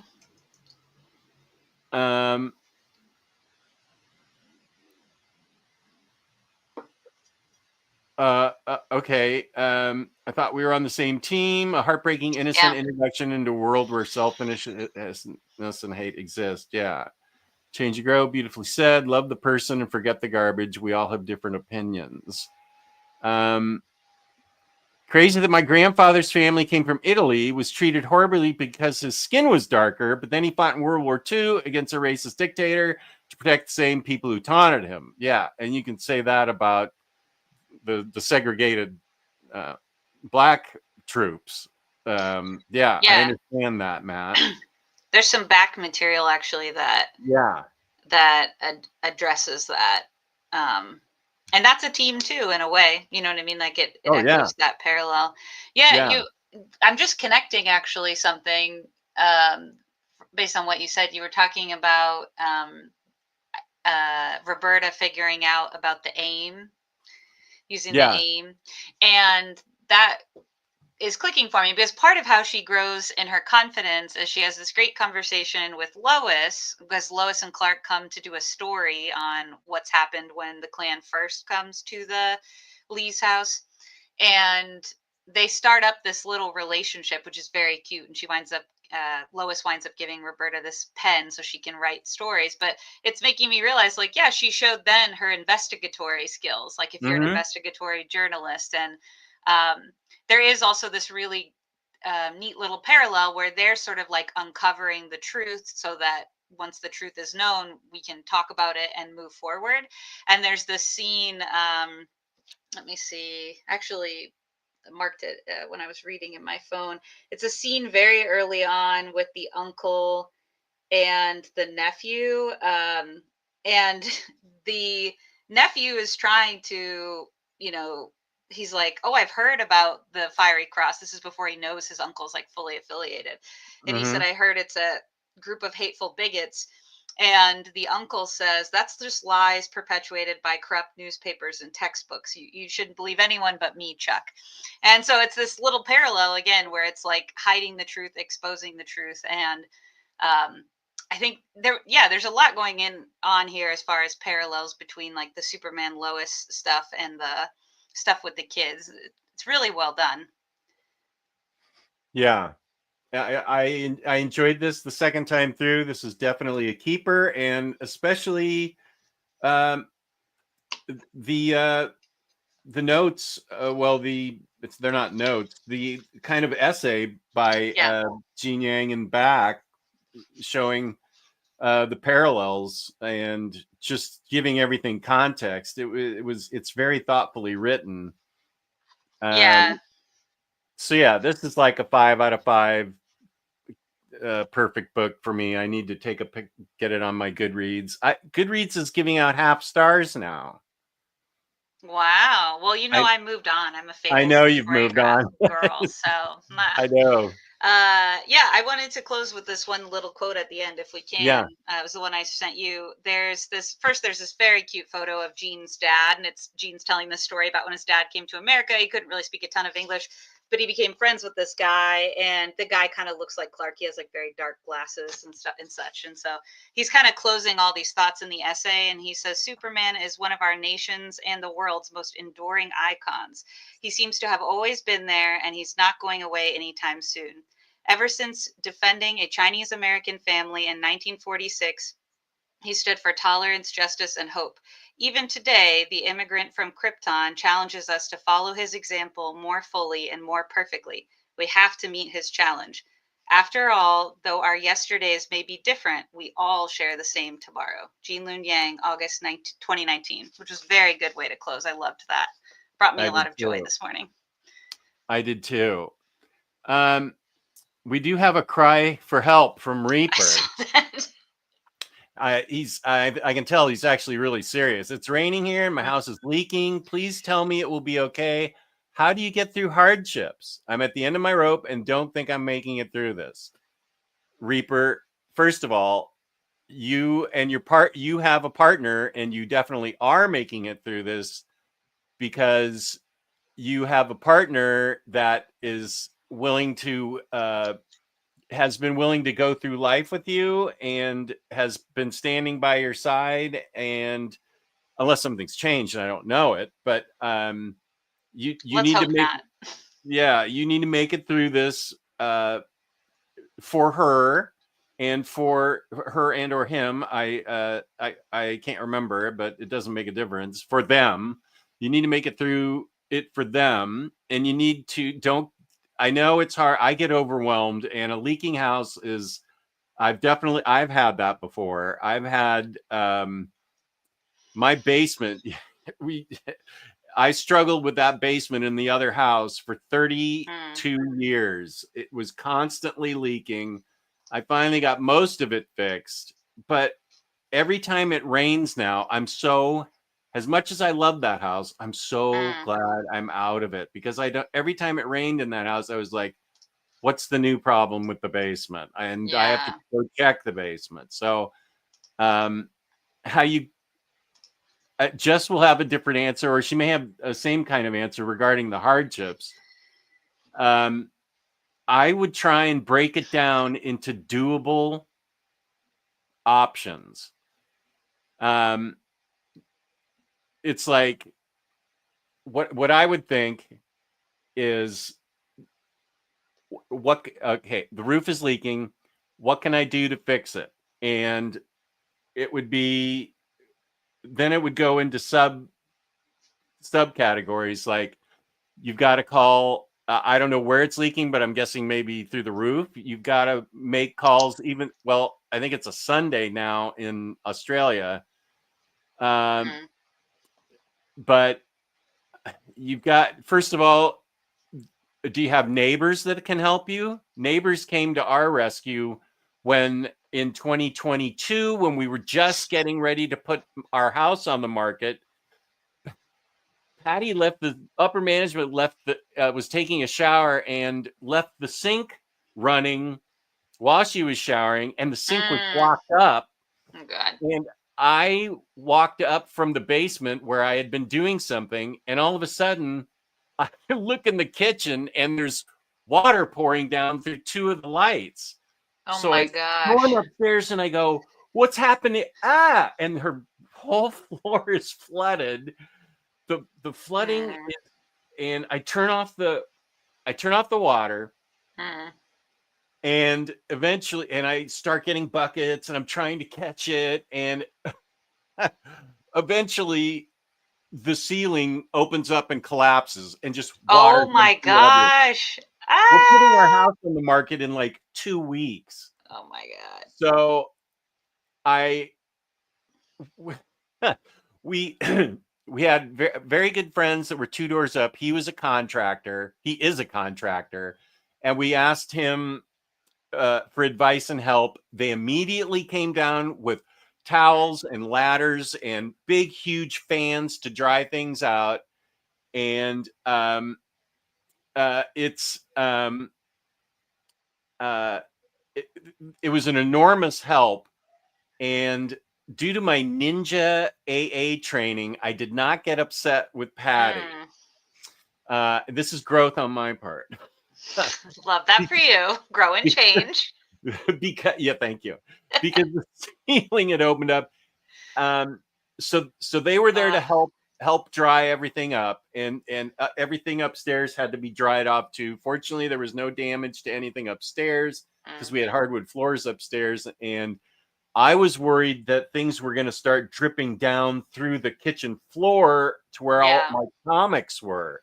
So I got right down there. I made sure everything was okay with my friend Alan, the contractor, and everything dried out. And it turned out down the street, 2 doors down, they were just having some drywall put in. So we just went down and talked to the drywall people, and they're like, "Yeah, we'll be there tomorrow." And so we had a new ceiling within 24 hours of that disaster, and it got painted. And everything looked fine. But my wife was getting ready to apologize at the end of everything. And I said, "Not ready." I just walked downstairs. I said, "Talk to you later. Not ready." And I was drinking coffee through it because that's how I deal with problems now. I drink coffee instead of going for the bottle. And I hope that keeps up. And so I was just downstairs drinking coffee. And I think she even called Kelly junior management to come over to help. And as soon as Kelly witnessed this and thought it was extremely funny, but I just said, no. Yeah. Sometimes you need to walk away. Yeah. And collect that was yourself. that was the key, that I walked away. But Reap, I would say that you're definitely strong enough to handle this. Lean on your partner, lean on your neighbors. I know it's Sunday, so probably nobody's answering the phone at like roof places or water damage places, because those are always who you want to call first. But I would lean on your partner and lean on your neighbors, and do as much as you can to collect the water from doing any damage to the rest of your house. You're definitely strong enough to make it through it, because if I can, you can. And don't panic. Just realize that you're both alive, and you will get through this. In a week from now, you'll look back and say, okay, that got solved. I know it's hard right now because you're in the middle of it, thinking that it's going to get solved. But there are companies out there that are, going. I know where you live. There must be a number of companies, even though it's currently raining. So they're probably all out on calls. Maybe there's a Sunday on call service that'll cost you extra for an emergency visit. I don't know. I use that for my heat pump all the time when we were in the other house. But yeah, break it down into little manageable bits about what you can do, and then I would go from there. Yeah, I think one thing at a time, mitigate the damage, try to make what the next steps are, depending on who's available to solve the big problem. In general, I think it's a one thing at a time. One step at a time, one day at a time, 1 hour at a time. I think lean into community. Don't be afraid to ask for help. But I mean, everywhere is different. Everyone is different. But generally speaking, most people want to help. And I can't say culturally everywhere, but in America, especially, I live in the Midwest, so people are a little bit more openly neighborly. But I would say the big thing is like, we don't know how to ask for help. We kind of have created a culture of like rugged individualism where it's like, we can do it on our own. And it's like, no one human was meant to be all alone. So I think asking for help gives permission later for that neighbor or your friend to ask for help when they need it. You know what I mean? Like sometimes you just have to be the first person to ask for help. I've leaned into that in the last few weeks of my own life. And so I think one thing at a time, lean on your community, like Jess said, your partner. And yeah, I try to have the attitude of being grateful for what I have and just remembering like eventually this thing will pass. It feels big in the moment, and sometimes it genuinely is, but everything feels different in retrospect. So yeah, just focusing on what's right in front of you. And as much as I'm unhappy with maybe the current state of things, Jessica's right that I didn't think to call my neighbors. It didn't even occur to me. It was Patty that thought to call our neighbors. I was thinking the rugged individualism thing, or just freaking out that it generally happened. But she thought to call our neighbors, and it's easier to go about your daily life if you kind of bring things down from the overhead view of 30,000 feet and come down right to your neighborhood, right to your house, right to yourself, and realize that Jess is right. I think people do want to help each other. It may not appear like that in the bigger picture, but we can't change the bigger picture. There's but people do care about each other in the community, especially like your neighborhood. Yeah. Unless you've been a complete, I don't think you're a complete jerk, Reaper. Maybe this is it. Reaper's been having all night ragers and all the neighbors are I don't think so. He has a very important job. I'm just kidding. Yeah, I know. I don't think that sounds like Reaper. I think that he has a very important job where he lives, and I think people know that and probably would like to help him if they can. And Pity Ma has some practical things here. Don't freak out. It will only make it worse. Tarp if you can. Yeah. Silicone the shingles for a quick fix. Buckets in the attic to catch it. The tarp thing is actually really good. And it's good to keep on hand in general. I have a couple of tarps that I use, especially because I camp. Well, I used to camp a lot. Now I just hike a lot and I don't bring them. But I have all these old tarps. And it has shocked me how often those things have come in handy in all kinds of scenarios, including helping other people when they need help with projects or emergencies. Like a good tarp, a quality tarp or two, that really will get you through a whole lot. Yeah.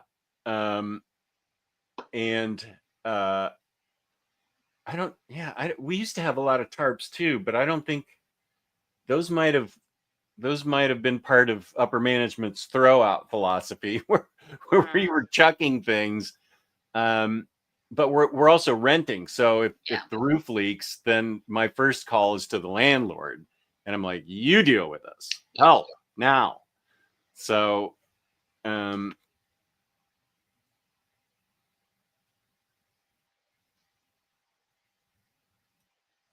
just a sec, I got it. I'm picking up her management up from the airport. Okay, looks good. Fine, good. Okay, love you. Bye. Okay, good. Big heart emoji. So yeah, that's a good point that you brought up, Jessica. That people do want to help each other, because I think we get overwhelmed looking at the big picture, and when we bring it down to what we can control and what we can't control, that we can help each other in in our communities, and it's not hard to help somebody else. It's really No. rewarding. It's nice to be nice. Strange as that may sound, it is rewarding to be nice to somebody. There's also this fun bit of science that I learned. My undergrad was in psychology, and I remember learning this, and I've tried to use it frequently. And it was about like how when you're in crisis, could be emotional, like a literal logistical thing, like is happening with Reaper, but like when you're really struggling, and someone says like, "What can I do to help?" You often will not say anything hardly, because you literally can't even think of what that would be when you're in those mental states.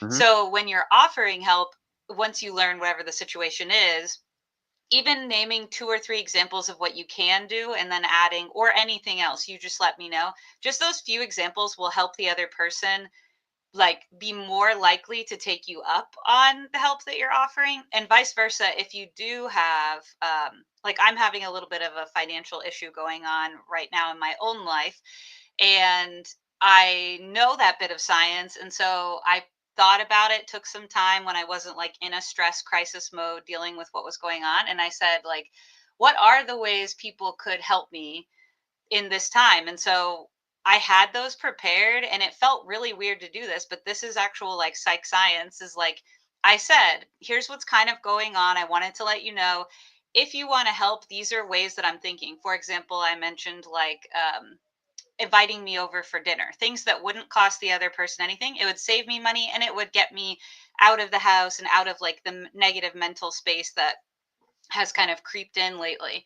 And several people over the last couple of weeks that this has been ongoing are like, "Hey, do you want to come over for dinner on this date? We're going to do this." And I can tell like giving them something to do made them also feel a little bit better, like they could Yeah. help me as a friend, and like it genuinely helps me. So I think I really believe in setting the tone of vulnerability. Like every time you ask for help, it gives permission for the other person to ask for help when they need it. And then if you can, try when you're offering help or asking for help to name a few things somebody could do, and then they're more likely to take you up on it, as far as the help that you're offering, or vice versa. Yeah, like if you don't have tarps, go to your neighbors and see if they have tarps, or go to the hardware store and buy tarps immediately. And if you can't get up on the roof, one of your neighbors certainly will be able to. Hmm.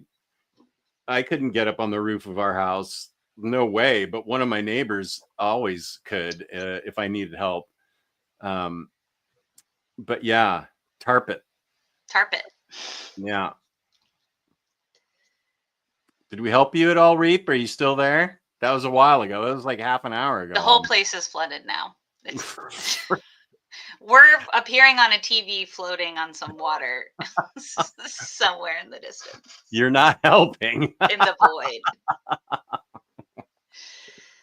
Maybe on replay. Maybe he's watching on replay. Okay. So So 5 out of 5 smashes the Klan. yeah. I agree that Smashes the Klan is definitely in my top 5 Superman books of all time. Mm-hmm. And then we read what I think is one of your favorite books of all time. It's also one of my favorite books of all time, and I made mine naked so you could see Oh, good for the you. undressed version. I don't even know. Did I? Oh yeah, I did. Yeah. Naked. Naked. I do appreciate that the naked Kristen would appreciate this because she loathes a dust jacket. So the Right. undressed version also, though, has the same like spine, which I do appreciate for people who don't like a dust jacket. It's nice that you can put it on the shelf this way. You know what's funny about Kristen, which I love, is that she hates dust jackets, but then is French but flaps fan. but then is horrified that I would read this book with the dust jacket on. She hates dust jackets, but then I like if she finds, because I read with the dust jacket on a lot of books, not That is on weird, these. Jess. That's weird. I You're know, weird. but You're weird for that. here's my non-judgmental friend judging me harshly. It's but that's so funny. She hates dust jackets, but then when I read with them on, yeah, she's horrified. And apparently Jess is horrified too about it. It just seems inconvenient, but you know, you could commit worse atrocities in this world than reading with your dust jacket on. I thought what you were going to say was she hates dust jackets, but, and this is true, she loves French flaps. When a book has a French flap, Wait, I forget what French flaps are. French flaps are usually on paper covers, so like a paperback. And here, let's do this one. Here where the edge is, it folds in like the author's bio or whatever it would be. Oh, So you can okay. use it. I think, well, why I like them is you can tuck them in to the book as you're reading as like a pseudo bookmark. So that's what I thought you were going to say is it was just true. She hates a dust jacket, but she loves a French flap. She's just bougie like that. Bougie. The French flap. I forgot all about that. Tarpon screw 2x4s to hold in place or scrapboard. She didn't say they were. She just explained. No, I just what thought that's Stop what he was going to say was, but she loves a French flap. I agree they're different because I love a French flap. And I don't think it's weird to tuck them in. She wasn't making that comparison, you whack job. Here's somebody nice. This is Aw, Dana. Dana. Dana was so nice to send me that Stray Bullets custom that she had an extra copy of. Oh, that's right. She thinks we're genuinely good people. I know Jess is a genuinely good person. I don't know about me. The Jess jury's is still also out. a genuinely good person. That's sweet of you. Matt, thanks for being here. It's good to see you. Bye, Matt. Well, yeah, I loved this book. I still love this book. It starts, it's interesting. It does, as you said earlier, it starts back in 1963 and takes you all the way up through 1985 when the book stops. But it covers all of the major events like the JFK assassination, Vietnam. Let's see, what are some of the other because they have Lois ends up reporting. Lois was like a feature, not a feature reporter, like a light article interviewing crazy cat people or crazy childless cat ladies for light stories for like the style section. And she ends up being the only Daily Planet reporter that can cover the JFK assassination, and she breaks the Watergate case. Which that felt correct. You know, if Lois Lane was a real person in our world, she would have been the one to break Watergate. That's just so correct. I'm so glad we have that. Yeah, it goes, honestly, this spans even longer because there are some great flashbacks, which I'm sure you loved. The World War II one? Of World War II, of Pa Kent's time in service. And Lois's dad in service. And Lois's dad, yeah, absolutely. Both of them have inculcated in them the values that their fathers learned during World War II. So yeah. I thought that's actually a really important. That's an important part of the story is their father's experiences in the past wars and how it helps. Lois also covers the civil rights movement, and gets locked in jail because black people have the nerve to sit at the lunch counter at Woolworths. And Clark intervenes a little bit, but it's really Lois's thing. There's this great Apple TV show. I'm a season behind, so maybe the last season was trash. I don't know. Someone in the chat might know. It's called For All Mankind, and it is a show about NASA, or really the space race, I should say, more broadly, that is an alternate history. What if Russia got there first? And it is really interesting because they take it basically inserts these new characters, of course, that you're following. There's some historical characters, obviously, as well. But it inserts them and just makes slight changes. It's a great show, isn't it? Yeah. It makes slight changes to history based on, like, well, what if this happened? And this book I read around the same time that show had started to come out. And they're very, very similar in that sense. Like, if you're someone who kind of, like, loves history, of course, it's very U.S. history based, but you love, like, an alternate reality and you're a fan of these characters, this is just like the marrying of all of those things perfectly. But yeah, if you loved reading this and you haven't seen For All Mankind, you absolutely would love For All Mankind. And if you love For All Mankind and you have not picked this up, whether you're a big Superman person or not, this show very much does similar things, just not exclusively with the space program. Yeah, and it deals with an extremely evil Lex Luthor and a Bruce Wayne and the formation of the Justice League, and it has bits and pieces of what the crisis is that's going to end up consuming their Earth, and what Superman initially he talks to his father in this, right?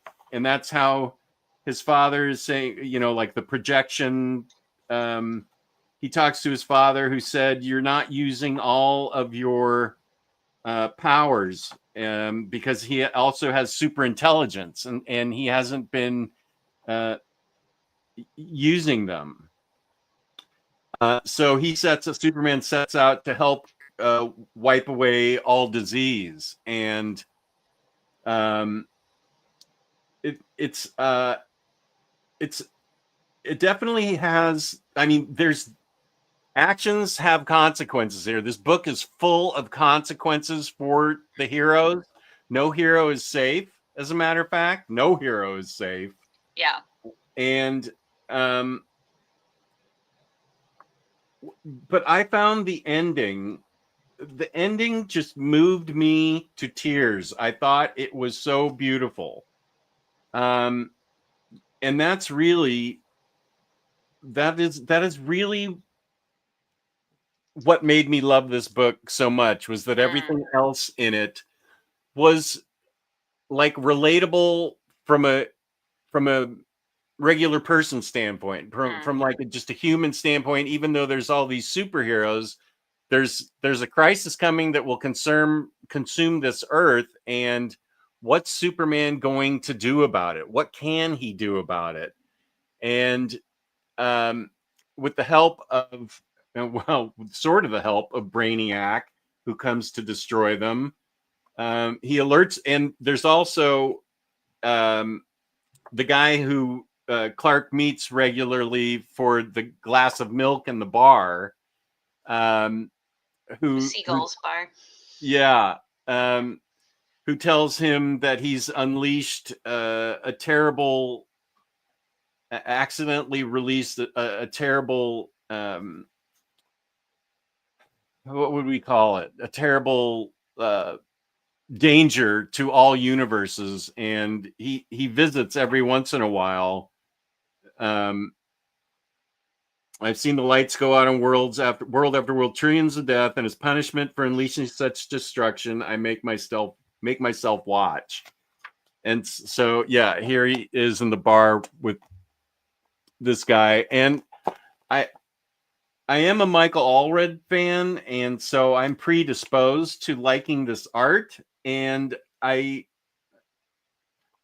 will say that it's the artist's job to make the writer's ideas come to life. And I think Michael Allred really does an amazing job in this book of making Mark Russell's writing come to life. And this is the book that ended up leading to my interviewing Michael Allred at the beginning of last year. I haven't emailed him recently, which I mean, like, for the past 8 months, and I probably should have, just to keep the he was amenable to talking to me through email, and I just sort of want to respect his deadlines and his privacy and everything. I got the cool interview from him, and that was because he responded. I said this was my book of the year, and he responded like, "Thank you for liking our little book." And I was like, is this Michael Allred? And he said, "I always have been." And I'm like, that's fun. What? How did this happen? He even showed up in some of my live streams after that. But that was probably the most fun interview I've had. And so I am predisposed to like Michael Allred and Laura Allred's work. But I also would say, if I didn't think it was, I'd like to think that I am honest enough that I would say it wasn't appropriate for this book, but it 100% is. The whole thing, his art just makes the whole thing pop. And of course, Laura Allred's colors are just spectacular. And it's just one of my favorite books because I think it really shows Superman's selflessness and how his aspiration for hope, that we can all have hope in our lives, and Superman can represent it. I think this does a great job of showing Superman as a beacon of hope. Yeah, I totally agree. And on the art, real quick, and then I'll come back to what you're saying about hope. I think it feels perfectly matched too, because it's very retro. There's something about the style that's because Silver Surfer, I would say, is the next most popular, or maybe the most popular book with his art. And it feels retro when you're reading it, and this feels retro, and it's supposed to be because you're going through history. So I totally agree. It's like a perfect match. And there's something even about the way the costumes and the faces are drawn that is this nice evolutionary match to how those characters were portrayed, especially in live action at the time. An example would be like Wonder Woman's costuming, right, is giving very like 70s Wonder Woman at times. And so I think it kind of feels very natural because like it fits what would have been the version of that character that existed at the time in pop culture. So I totally agree about that. And you mentioned about his father. I definitely think if you're a Superman fan that really likes when Pa Kent and Jor-El are used, and especially the balance of their two voices and influences are used in trying to help Clark work through something philosophical, ideological, some problem that he's going through. This book has that in spades. Like most of the sort of narration is sort of done by processing what Pa Kent has said and talking about his time in war, like you were mentioning earlier. And then also Jor-El. If that's something you like in a Superman book, honestly, it's done to perfection here and really used throughout consistently, and really lands, I think. But yeah, on the hope thing, one thing that really struck me this time, even more than last time, was this really nice balance of being a book that is at once very hopeful and places a lot of value in what it means to hope, and hope as an action, as in like, it actually might not work out. It actually may not be good in the end, but like, what's the point if we're not enjoying life and hoping that it will, and like doing something with that hope to make a better thing happen, a better outcome happen. while also being really realistic, because really bad things happen. In fact, a very, very, very bad thing happens. A thing that in this story in another writer's hands wouldn't have happened, because there would have been some big save at the end, some grand save. And yet the book ends on a hopeful note, because we have no other choice but to hope. Like, if you're not hoping and enjoying what you do have, like, what is the point? And so it really balances those two things so nicely. And I don't know, it just hit really well now, because I am struggling a little bit my mental health lately, like trying to push through some things. And it would feel disingenuous to read a book where it's like, oh, everything works out perfectly. That does Mm. not feel like where my headspace is at. And yet I need the reminder that, like, hope is worth it. Hope is an action, and you have to enjoy life. There's some really great stuff in here about, like, Clark struggling once he realizes the depth and magnitude of his powers. He comes up against two things. One, as an individual person, if he were to try to be everything to everyone, he would forget what he's even fighting for. Like, if you don't have the small moments with your friends and your families and the small personal successes, what are you working for? You know what I mean? Like, if you work for a better tomorrow, that includes all of the people in your community around you. And so it's important to keep connecting with them, keep offering help to neighbors and getting help back, and remembering what's great about humanity and community. But then also, I think the thing that we see a lot in Superman books, he admits throughout the course of this, like, actually, I could do big and grand things, and yet there are so many people that's still not going to do. It's not going to be a fix all. There's not even a person of, like, immense um, impact and magnitude and strength could not fix everything. It's on all of humanity. And so it was just such a nice balance of that sort of, like, hopeful, positive thing that we look for in Superman, while also still feeling quite grounded in the constraints that we have, just as a part of, like, being in a human world filled with not great things sometimes. So yeah, I loved this probably even more again than the first time that I read it. It just hit even harder this time around. Mm. Okay. It's very nice balance. Well, speaking of hope, Doug, EARTH-1 and 2, Jess, love y'all, and we'll have to watch later. Someone set up a Girl Scout cookie selling table outside Tractor Supply. Well played, little one. Well played Love indeed. that. The $5 here. I got 4. They know a sucker when they see one. Nice. Hey, Chris. Hi, Chris. Girl Scout cookies are up to $7. My niece hooked me for Wow. $42. Outrageous. I used to peddle them for $2. Yes, doxed my age. And Chris, Alon is here. Welcome, buddy. Really enjoyed both of these books. Nice. Yes. They're And both fantastic. if Dana's still here, I second this. I missed Web of Horror also, and I also am pissed I missed it. Oh, and Joey's here from Down Under. What's Web of Horror? It's a book that I think Dana had helped publish, or she works for the publisher. Oh, nice. It's a collection. It's a horror comic anthology of I think it's Nice. of Oh, I see it now.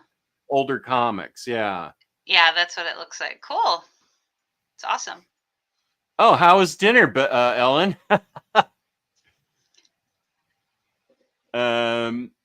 Yeah, I think you're strong to only buy 4 boxes. I usually get like 10 and then I freeze them. We don't have the freezer space for that anymore, so I didn't actually get any this year, which is better for me. But yeah, I used to get so many and freeze them. The poor Girl Scouts are going to collapse this year because Jess didn't buy any. That's right. That's the headline tomorrow, and we know who to blame. End of Girl Scout cookies. Yeah. Ellen, you miss. I don't know. I think you might have Space Age. missed our. Was she with us when we did Smash the Klan? Yeah. Oh, okay. I think so. You missed the greatest book ever, Superman Space Age, which I still love and needs an absolute, which I would totally buy. Oh, yes. This is okay. I was thinking about this This is definitely a top 10 book of all time in general for me, for sure. But I was really thinking, would this then be my favorite Superman book? And I'm not sure because I do think it's an incredible Superman book, but it does have a lot of other things going on too, which I love, which is why it's in my top 10 of all time. But I was Uh-huh. really thinking about like where this would rank in the pantheon of my Superman books because I think you've said this is your favorite, correct? Superman book and one of your favorite books of all time. Is that right? Yeah. Mm-hmm. Yeah. I need to think about this. Yeah. It's Yeah, fantastic though. If you because don't own this, own it. it does have an excellent arc in there about Batman. Um, Yes. and that's remarkable. And with Bruce Wayne facing off at Wayne Industries facing off against Lex Luthor. It's got a lot of great stuff with Lois and Clark. And it's and the Justice League, they have a lot of great stuff. And you're right, it's got a retro Batman and it's got like Flash's old costume. Yeah, the costume evolution is like subtle, but obviously like for us or people who read a ton like or watch a ton of those adaptations, it's a nice like subtlety, you know what I mean? It really feels like a lot of thought was put into the changing of the costumes. Yeah. Oh, Barnes and Noble still has Complete Web of Horror. Thank Oh, you. nice. Good. She had delicious sushi and bubbles. Bubbles? Okay, we got a do you know what revolving sushi is? Revolving sushi. Is that when it goes on Yes, the we thing just in front got of you? yeah, we just Oh, got one of those places here. I'm like I want to try it out someday. I yeah. always see it in movies and I'm like that's so fun, but I don't live in a major city, so I was like we're never going to get one. And now we have one. It's very close to my house, dangerously close. Yeah, it's fun to pull the things off the thing as they go by you. That is really Yeah. cool.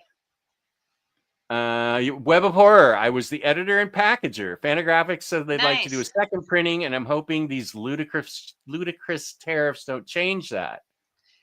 Oh, Yeah, fingers Prosecco crossed for you. is the bubbles. Oh, okay. Oh, love a prosecco. You're really having a day. Okay. Love that for you. Yeah, Sushi and sushi and prosecco? Prosecco. I love this.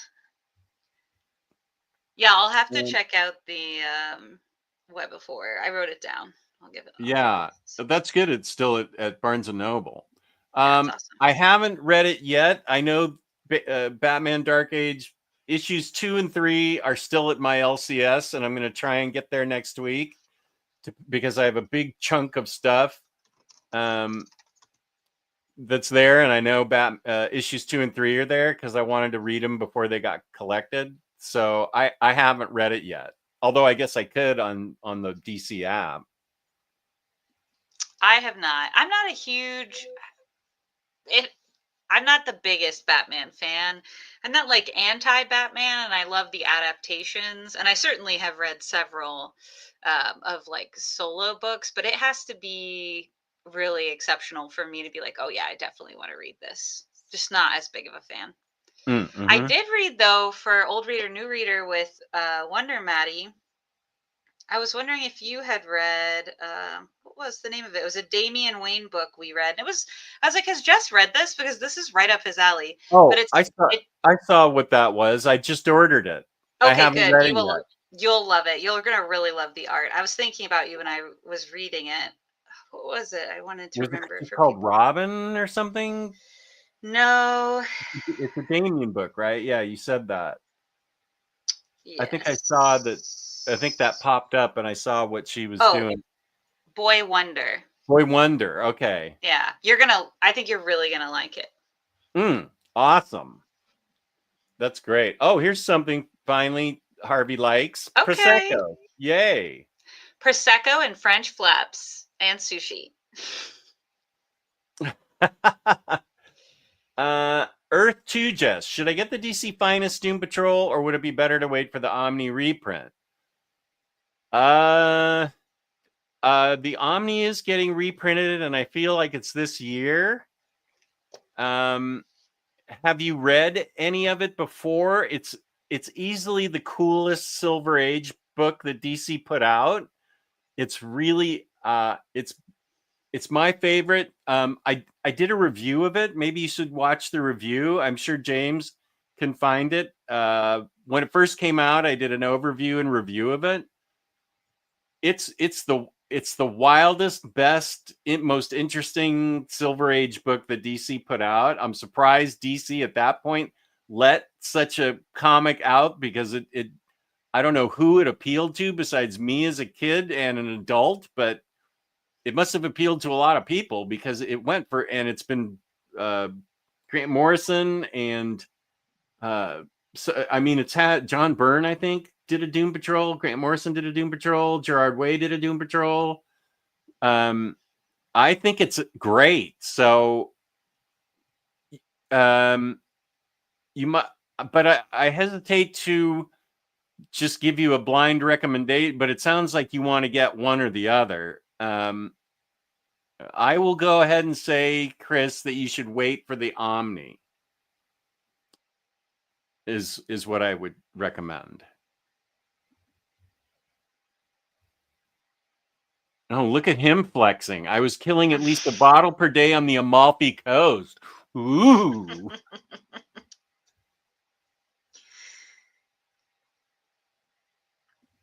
Earth-2 Jess, it might be a good idea to ask Dana Andra for a show. If Fantagraphics does a second printing of Web of Horror, she did one with VFC. Oh, fun. Okay. Shared my thoughts before, but I really enjoyed Space Age. Good. I have some criticism, though. It feels very similar to New Frontier, and I think making it depend on Crisis make it unnecessarily inaccessible for some people. This is the second part. Okay, totally agree about the New Frontier. That's a great point. Excellent point. I do want to talk about the Crisis thing, because I remember the first time I read this, after I finished, I listened to an interview. I cannot remember who, if it was, I mean, I don't remember if it was Mark Russell or Michael Allred that was being interviewed. I think it was Mark Russell. And they were like, oh, this is taking place in one of the other, Earths from Crisis on Infinite Earths. But to be honest with you, I didn't know that. And I just thought, oh, this is just a kind of Elseworlds story. And it didn't, I think I could hand this to a new reader. Okay. I guess so that comment reminded me of that thought that I had the first time I read it. I just assumed, oh, this is an Elseworlds thing. I just picked it up. I could give this to anyone. But then I heard later the sort of backstory of it, which makes sense when you get to the end. But I guess why I'm sharing that is to say I did not know that, and I would give this to a new reader, and I don't know that they would be super confused. But I see the point, obviously, that's being made. So this was set in the time. Oh, that's why it ends in 1985, because it's set in the time period of Crisis on Infinite Earths. Yeah, that's what Marcelo, the second part of Marcelo's comment, where he's talking about Crisis. That's what I think that's Marcelo. Correct me if I'm wrong, but I think that's what you're referring to. But I thought it was funny because it reminded me, when I read it the first time, I did not think about that, put it together whatsoever. Then I remember hearing an interview with Mark Russell, promoting the book. And he mentioned it, and I was like, oh, I just assumed this is just a random Elseworld story and just took it as that. But yeah, it's got it. It was intentional, I guess, was the point. Wow, how did I not put that together? Exactly. So I think it's funny. That's why it ends in 1985. Freaking frick. Well, thank you for informing me. Oh, yeah. And Cassidy Finch is right. I actually I just looked, and I have that book. I haven't read it yet. Rachel Pollack did Doom Patrol 2, and that's supposed to be a really good book.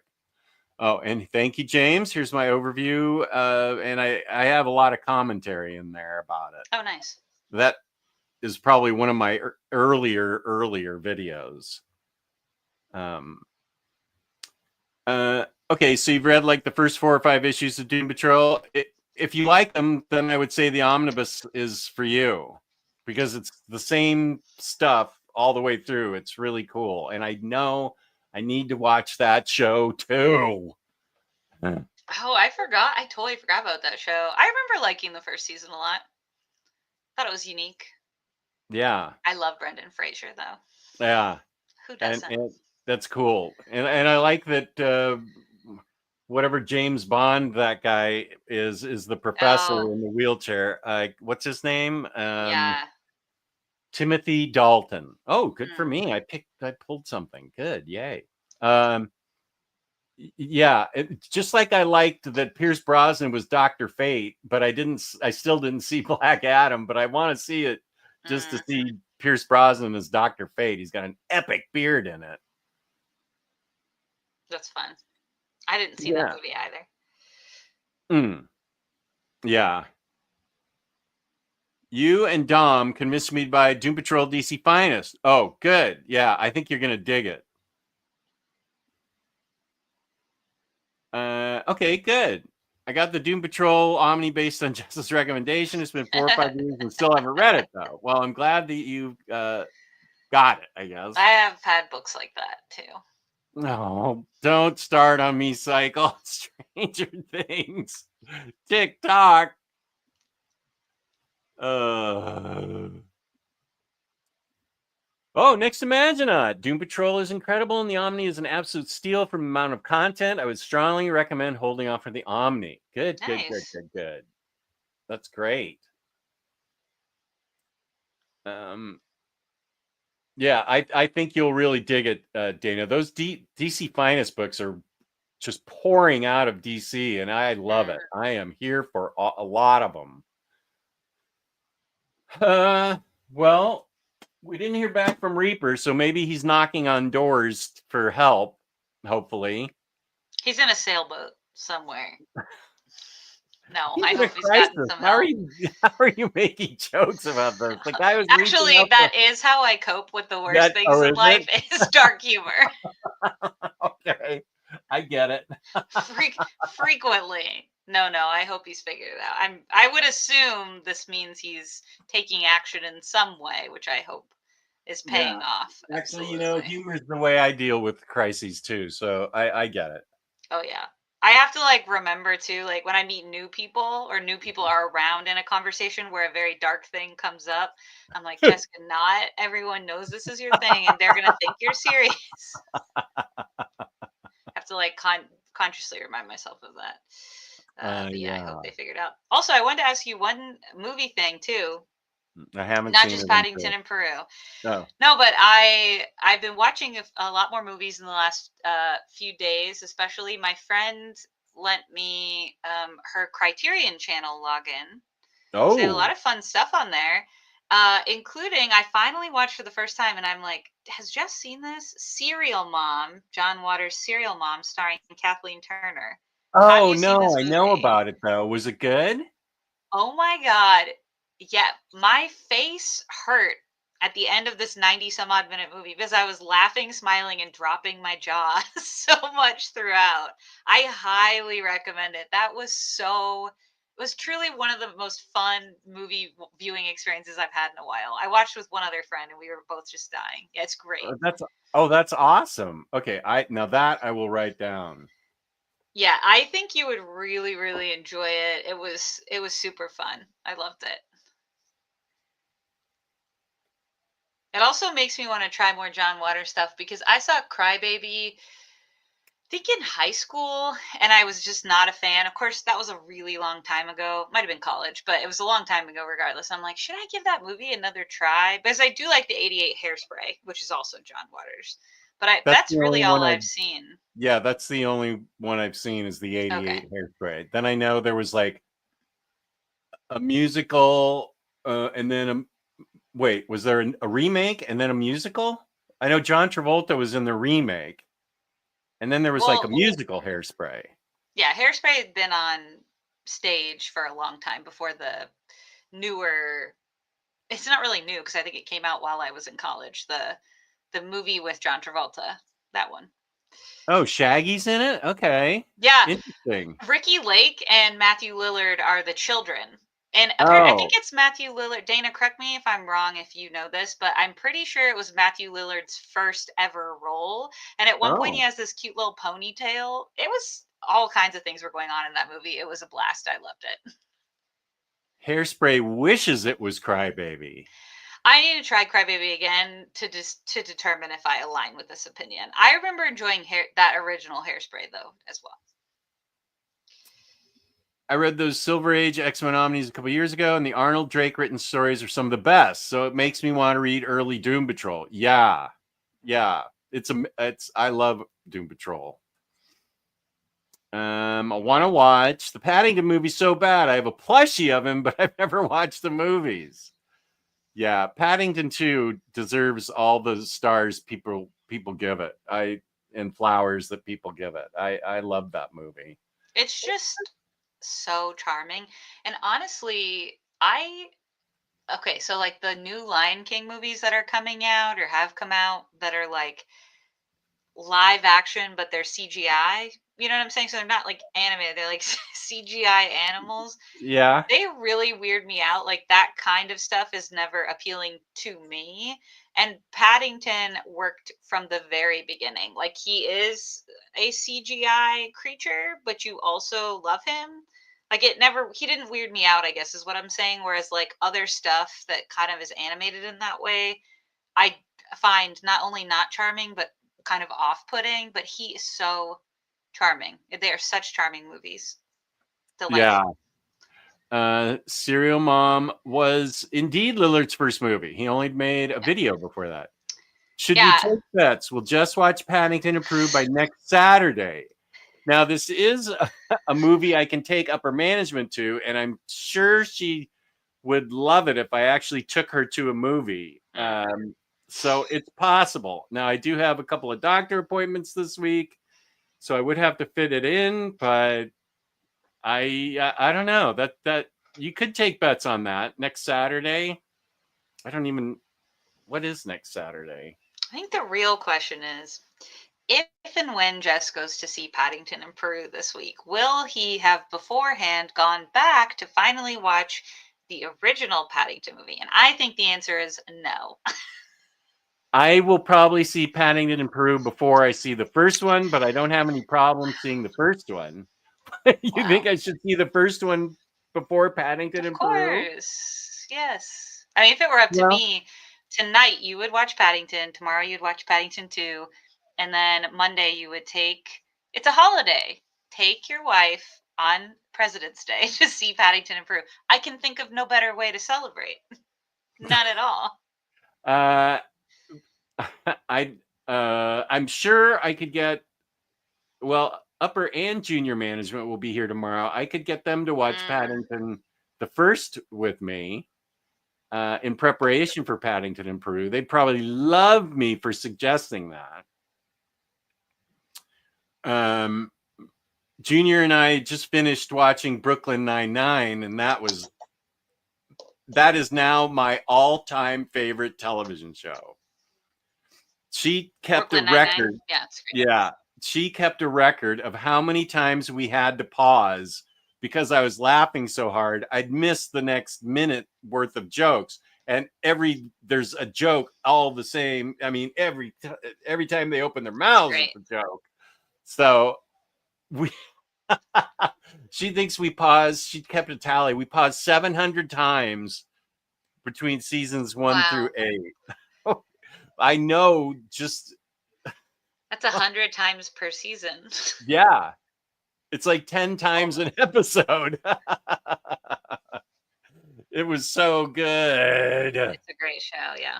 Oh, Lev, nice. I'm glad you like it too. Yeah, it's amazing. Nothing has ever made me laugh so hard, and I'm somebody that stands by those first seasons 2 through 6 of The Simpsons as being the best television ever, but this Brooklyn Nine-Nine was just so laugh out loud hilarious for me. Kelly thought I was going to have a heart attack a couple of times. I was laughing so hard, she thought I was just going to clutch my chest and top it right there. Love it. But yeah, gosh, I love that. Okay, Marcelo says, good points. I didn't think the crisis could just be seen as generic end of the world event, making the story self-contained. It might not be as big a deal as I thought. Well, I can tell you, I didn't even put 2 and 2 together and figure it out.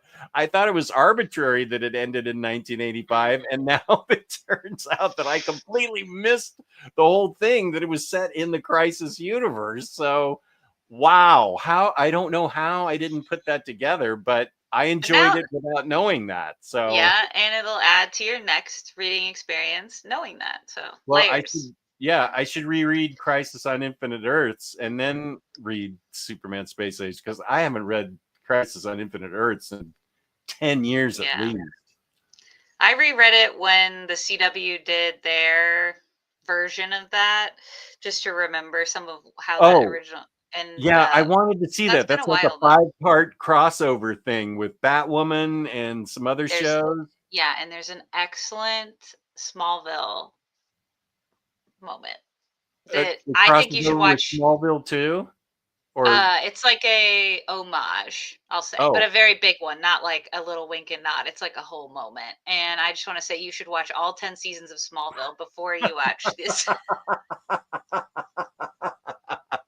That's just not happening. I'm not watching 10 seasons of Smallville. How many episodes per season?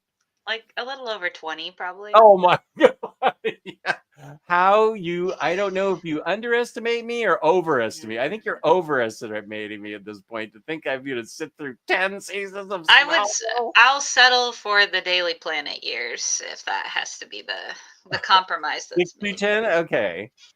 Birds of Prey also had a cameo during the CW Yeah. Crisis on Infinite Earths. Interesting. I was Okay. I will say, like, if you're a fan of DC adaptations over the years, that crossover was truly, I've never seen anything like it.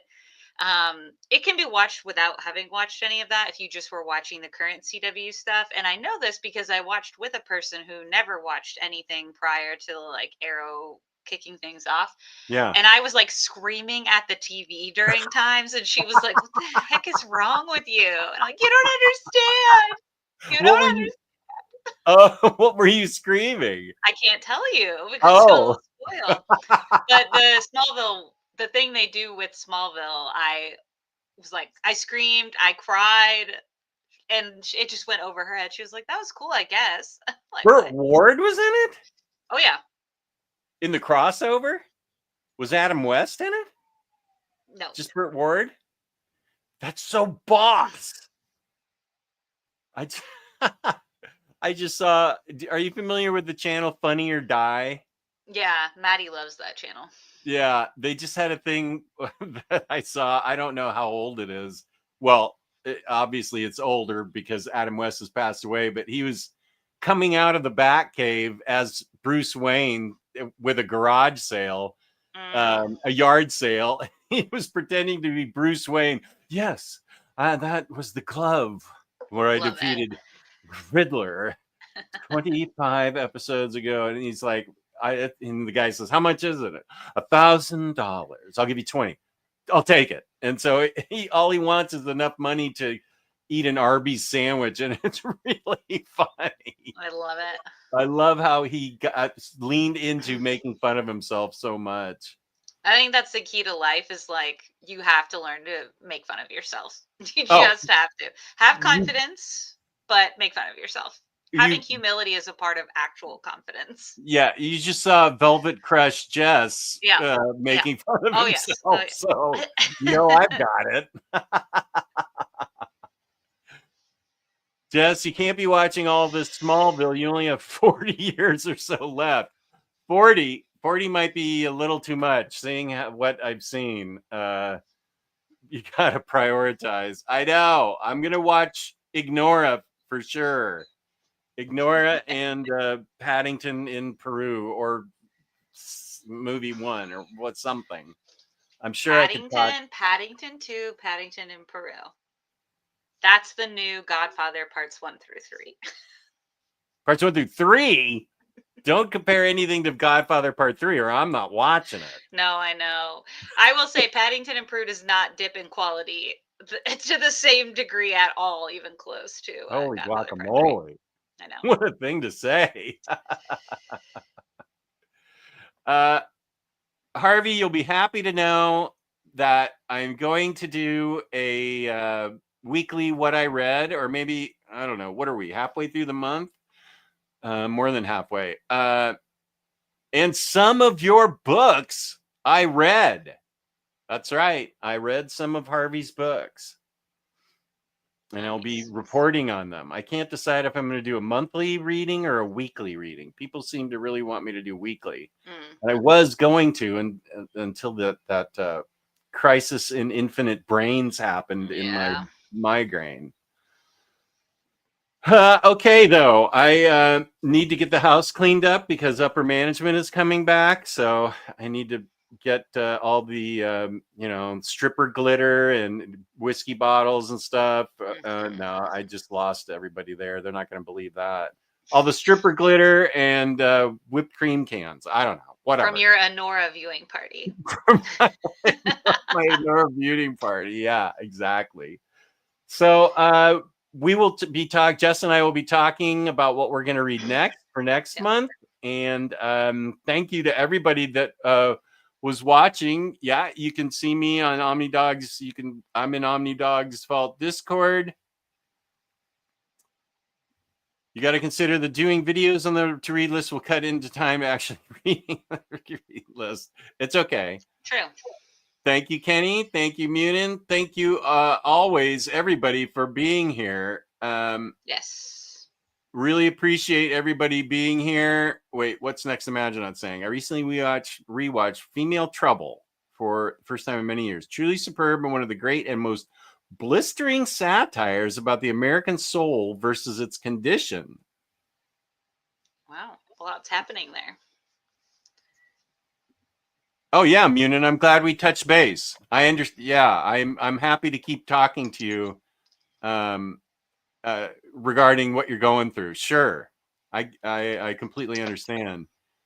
I get Paddington 2 being there with Godfather 1 and 2. It was pretty much a perfect movie. And when I say pretty much, it was a perfect movie. It's not blasphemy. Have you seen Paddington 2? I mean, yeah, it's perfect.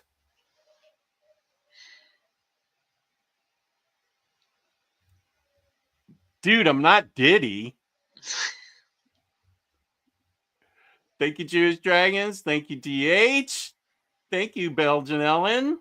Thanks to Maginot. Thank you. Whoop. Thank you. Thank you for watching. And I will play us out with the Omnicat and Omnidog theme song. Thank you for sitting in for Omnicat today, Jessica. Yes. And I look forward to our next conversation. Same. Bye, everyone. Have a good rest of your weekend. Peace and love. Still one more. Rock and roll! Omnidog! Hey, Omnicat! Now here's the Omnidog and Omnicat show. Here's the place to sit if you'd like to know more about the books that they've read. Kristen likes Lumberjanes and Steven. Jess likes to grow Jimmy